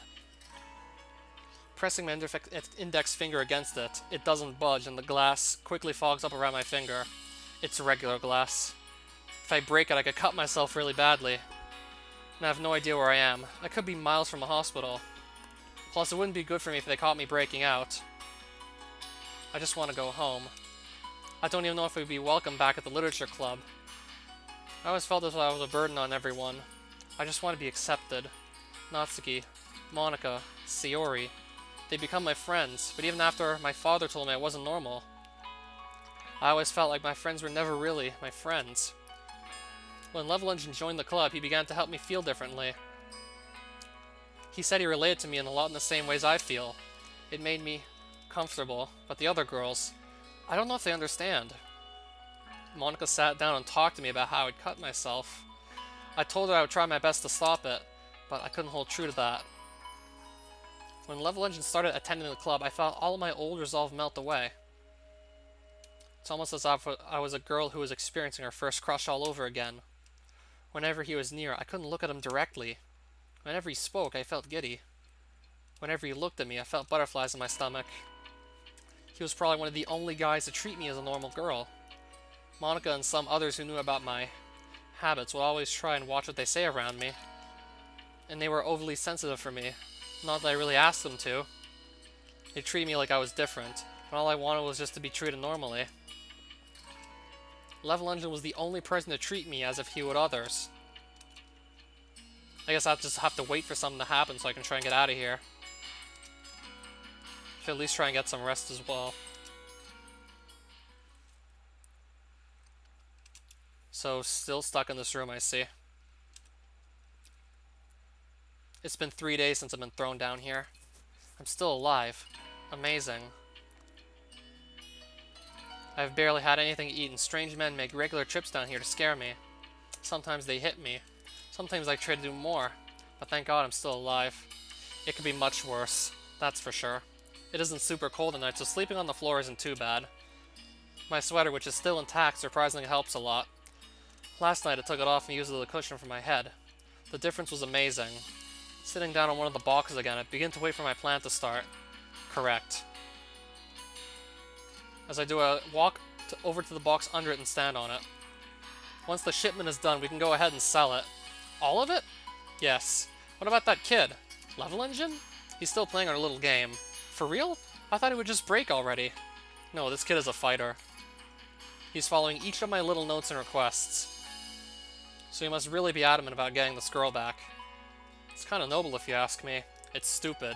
It's what we want. Once we get the information from him that we need, I can do what I want. Fill me in again. What exactly are you planning to do after all this? Don't worry about it. Yeah, you and your secret shit. Just keep me paid for watching over the girl and I won't ask any questions. Keep doing your job and you can expect the payroll. So how's the girl? She's fine. Keep her fed and keep her alive. If she dies, the level engine is no use for us. Are you really worried about this guy that much? There was a reason I was paid to get information about him. I mean, he's just a high school kid, right? Nope. Something about him tells me he isn't just an ignorant kid. He has a lot of interesting attributes around him. And how do you know all this? Yeah, I've been watching him. How else? Oh, I see. Well, some ringing occurs that I think is one of their cell phones. Oh, this is amazing timing. Yes? It's done. Over what seems to be a speakerphone, I hear Level Engine's voice. Already? Why else would I call you? Maybe to find out what we did to your precious lavender beauty today? Cut the shit. I'm ready. You're what? I said I'm ready. I'll tell you all you need to know. Level Engine! No! Don't do that! Alright then, start talking. No, I will tell you in person. You don't make the shots here. Tell me over the phone. The phone lines are monitored, you idiot. Even I want to tell you now, I can't realistically do that. We will have to meet in person. I'm not stupid. I'm not going to try anything. You told me specifically not to do that or else Yuri dies, am I right? But in return, I want to see Yuri when I meet up with you. Prove to me she isn't dead or hurt too bad. You still think you can call the shots. I've done everything you've asked for. Since I'm going to be giving you what you want, you can give me what I want. You know what? I will think about it. So Level Engine is going to tell these guys what they want to know. I just hope they don't hurt him. Now I'd really like to see him again. I hope they take me with them. I can only imagine the hell they have put Level Engine through, and he is enduring it all. For me. Well, if he can be strong for me, then I can be strong for him. It is the least I can do, but for now I have to wait. Now's my chance. I kneel down in front of the basement door, and insert a small metal key that one of the guys dropped. It must have fallen out of his jacket as he beat me yesterday. I've just been waiting for a safe opportunity so I can get out of this basement and maybe escape. Opening the door, I walk out into a blue hallway. Trying to stay as quiet and as calm as possible, I look around for anyone or anything that I have to stay away from. This place looks huge. Why was I in such a small basement? Well, since there are stairs, I might as well take them and see where they lead. There are more than 2 floors? Just what kind of place is this? Peeking slightly around the corner of the wall down a hallway, it's completely empty.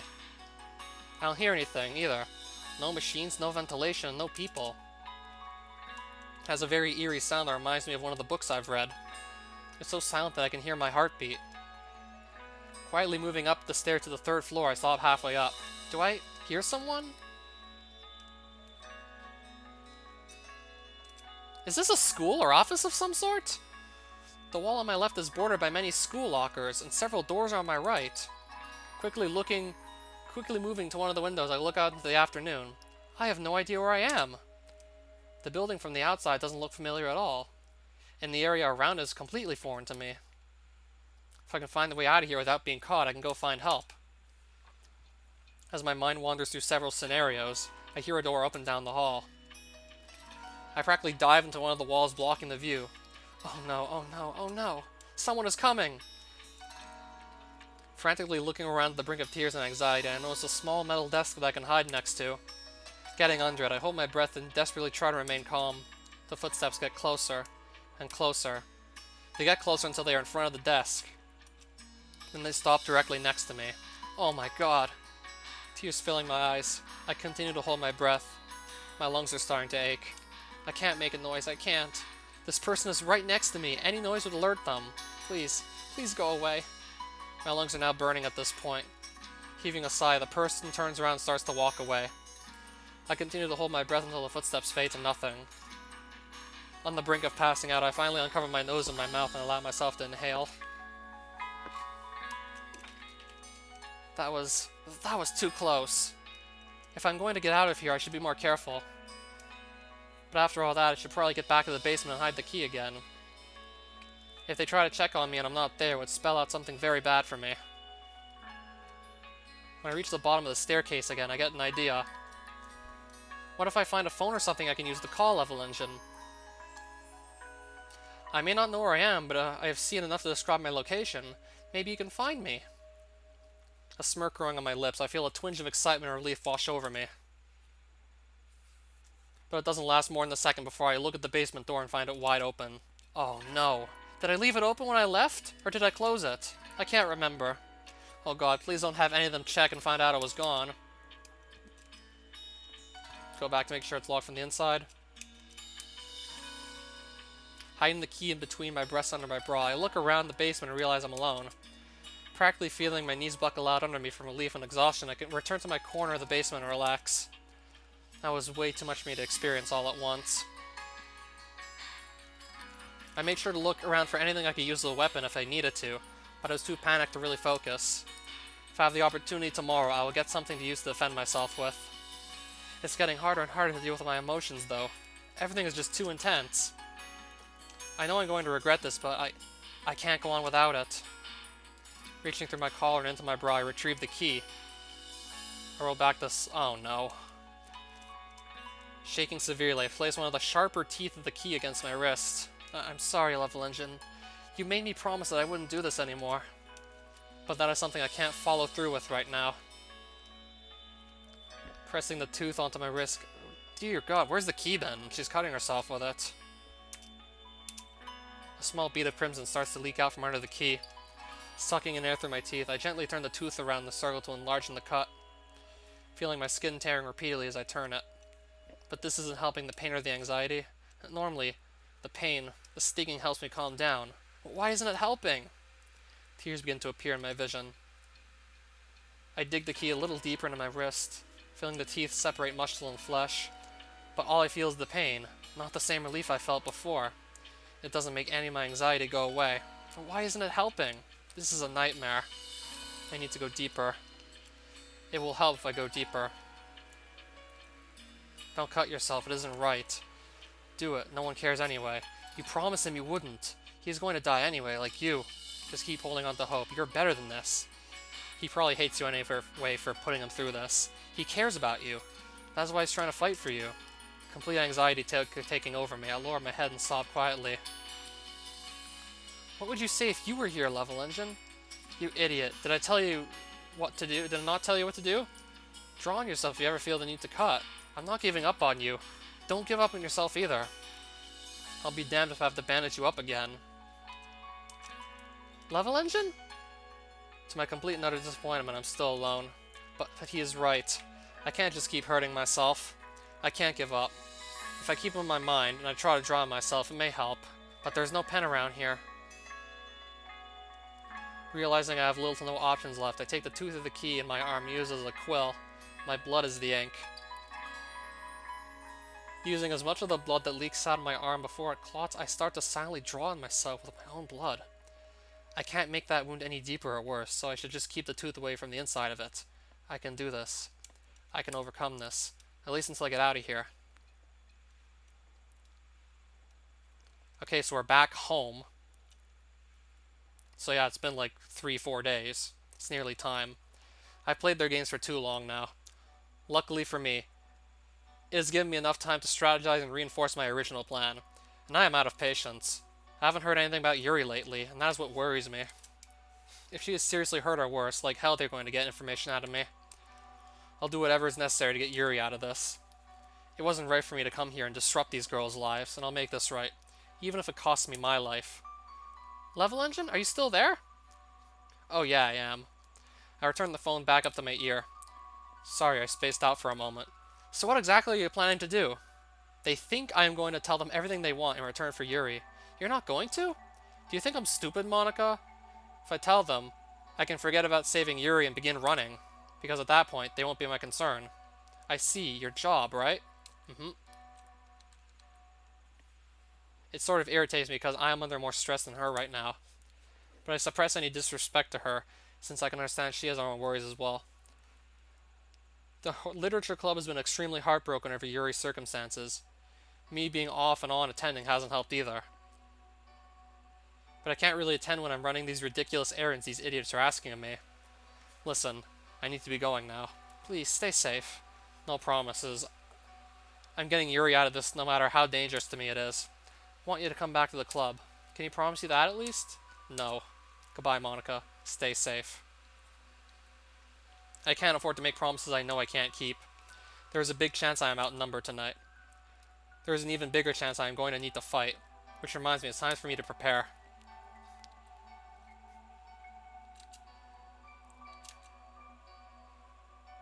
The case opens up and reveals a specially built Walther PPQ that has been fitted for .45 ACP cartridges. So, a gun. I think? Semi-automatic pistol. Sounds like it could have been a gun to me. This is not my handgun of choice, but it's useful in more ways than one. The serial number has been altered to prevent it from being traced to any specific origin. So, what? Is his job like... Is his job like fighting crime or something? Is he like some sort of undercover agent? Like, he's got a gun. He told a story about having gone after and killing this man who's orchestrated the deaths of numerous innocent people. Maybe he's like this undercover agent who fights crime. Damn. I'm gonna guess that is his job, but not 100% sure. I take the remaining magazines and slide them into the sides of my belt. This will make the fact that I have a concealed weapon more covert. I put the handgun in my belt line at the small of my back and lock the case. It's time.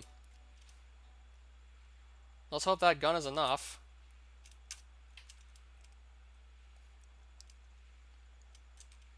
Where is he? No clue. It's whatever though, it's his loss. He will show up. It's not like he has any other choice. He arranged this himself. Yes, I did. There's the man of the hour. Good to see you, buddy. You came alone? Yes. I just want Yuri to be safe. I wasn't going to bring anyone else if it meant endangering her further. Good boy. You're such a good dog, taking orders as you're supposed to. He's berating me. The man on the left seems to be the one in charge of meeting me. I can't make out any familiarity in him, so he's a stranger to me. But I am not to him.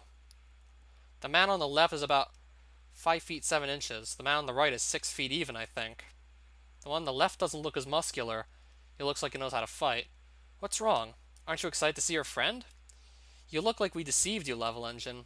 Haha, is that it? Is that what you think? I was more so wondering when you would shut up so I could tell you what you want to know. Don't get cocky or smart with me, boy. Let me see Yuri. Talk first. I want proof she is alive. Give me those eyes again, or I'll rip that. Give me those eyes again, and I will rip them out of your head. You want proof she is alive? Here. He reaches into his pocket and pulls out a handkerchief stained red. This is for when the little bitch fought back at your place. She was an easy catch, but I managed to subdue her. She is a submissive one after a while. I made quick work of her. I'm sure you did as well, Level Engine. The hell do you mean by that? Word around your school hall is that you two are pretty close. Close enough to where you two spent the night drinking together. Is that what you think? Oh my god, you're hilarious.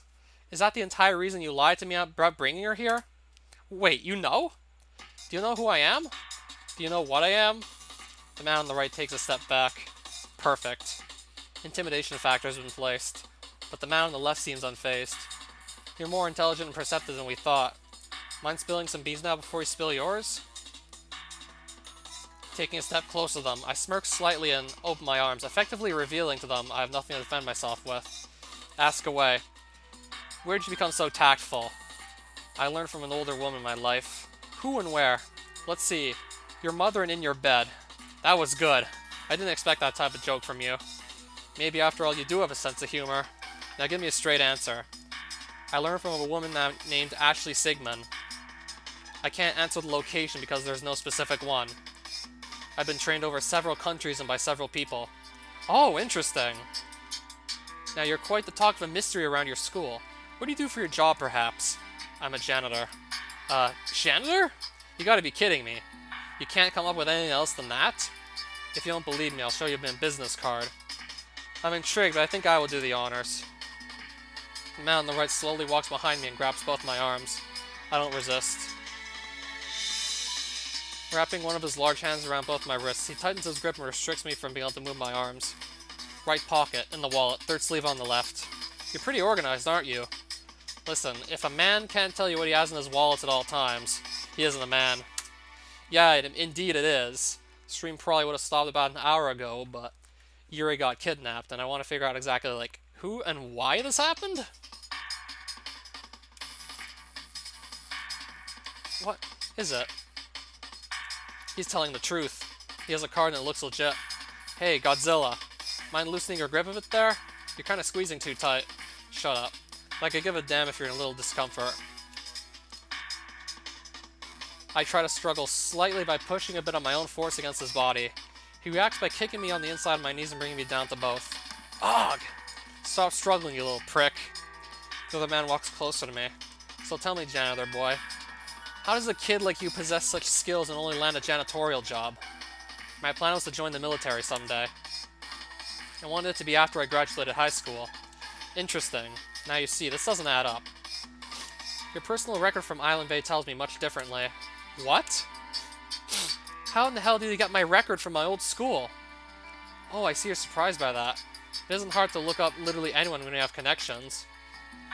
We have more than you'll ever believe. Yeah, same here. Standing up quickly, I swing my torso and right elbow counterclockwise and make contact with the side of his head. Crashing onto the ground behind me, I look towards the big cheese in front of me. So you've been playing us this entire time. You're good, aren't you, Level Engine? And you're not. I try to walk towards him, but the guy behind me wraps his hand around my foot, catching me off guard and restricting me from going any further. Get off me, you parasite! Get back here! You're not going anywhere, boy. His second hand grips my arm and pulls me down to the ground with him. Yeah? He crawls on top of me and wraps both hands around my throat. Damn, this isn't good. He's much bigger and his hands are huge. Taking as much breath as I possibly can until my airways block completely, I hold it. I need to think fast. I can't get to my gun since I'm on my back. There aren't any rocks around here either. He's keeping his head out of my reach too. I can't bite either since his hands are under my jaw. I'm starting to get dizzy now. I can't kick either. He's sitting directly on my stomach. God damn it. My lungs are now burning. The egg becoming increasingly more difficult to bear. Thousands of failed ideas pop into my mind as the stars just start to appear in my vision. Fuck. This behemoth's grin pisses me off. Ha! You're going to die right now, little man. I reach into my left belt loop under my shirt and retrieve one of my magazines. Gripping the bottom part of it, I use as much of the energy I have left to slam one of the jagged edges into his arm. I successfully managed to cut his arm open and potentially fracture it. He recoils, releasing his grip on my throat. You little prick! Finally having some air and room to move, I bring my upper body up enough to headbutt him. As he falls backward, I slide out from underneath him and press my foot on his neck. He grips his arm with agony on his face. Agony is very quickly replaced by panic as I press my foot down, cutting off his airway just as he did to me. Narrowing my eyes at him, I feel a minute wave of remorse wash over me. Don't kill him. He isn't worth it. No, I can't let him live. He will go after me and Yuri again. If you kill him, it could backfire on you. Remember what Ashley said. No, I can't hesitate this time. I will not fail this time. I need to save Yuri. This is just one of the consequences I will have to live with until it's over. Feeling a migraine coming over me, I remove my foot from his now deceased neck. Where'd that other guy run off to? Son of a bitch, I didn't think he would actually overpower James. I should have just shot the kid when I had the chance right there. Well, he reacted to the Island Bay comment. That means I was correct. I think I have just enough to continue the plan. Time to call the others and tell them what we plan with the girl.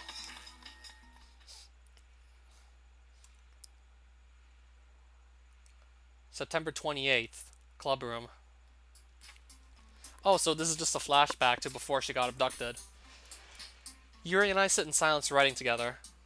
She decided it was a good idea for us to try and write a poem together, and I don't really care enough to fight back on this. She really wanted to do it, so why not? Yuri writes a line, I follow. Rinse and repeat.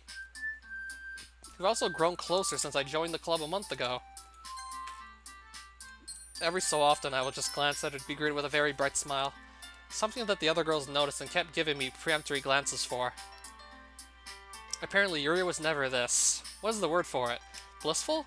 It's not a bad sight. It's nice to see her smile every once in a while. You look pretty cheerful right there, Yuri. Do I? I guess today I'm just feeling really comfortable and relaxed. That's good. So it looks like we finished the poem. I don't think Monica and the others are done with theirs. Would you like to make tea with me? We do this like every day, but sure?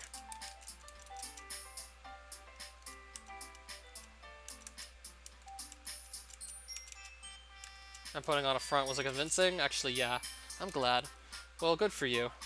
What caused you to do it? The other girls wanted me to try and act confident around you. Confident around me? Oh my god. I just said that out loud. What is so bad about that? It's nothing. I kind of want to be more like one of the people you hang out with. What? Why the hell would you want to do that? I thought you would be more open and at home around me. Trust me, do not be like the people I used to be around. They aren't people I want to be around anymore. I don't want you to change who you are, Yuri. Really? Yes, even if you are extremely difficult to handle and talk to, I still enjoy the time we spent together. I mean, I could be in worse places or talking to other people. I appreciate that. A lot. Thank you, Level Engine. No problem. Let's fill up the pitcher and get back already.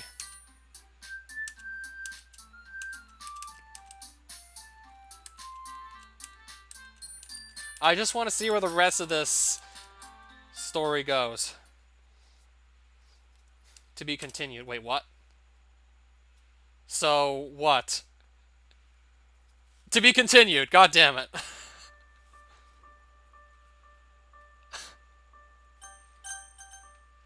Why do you gotta do that?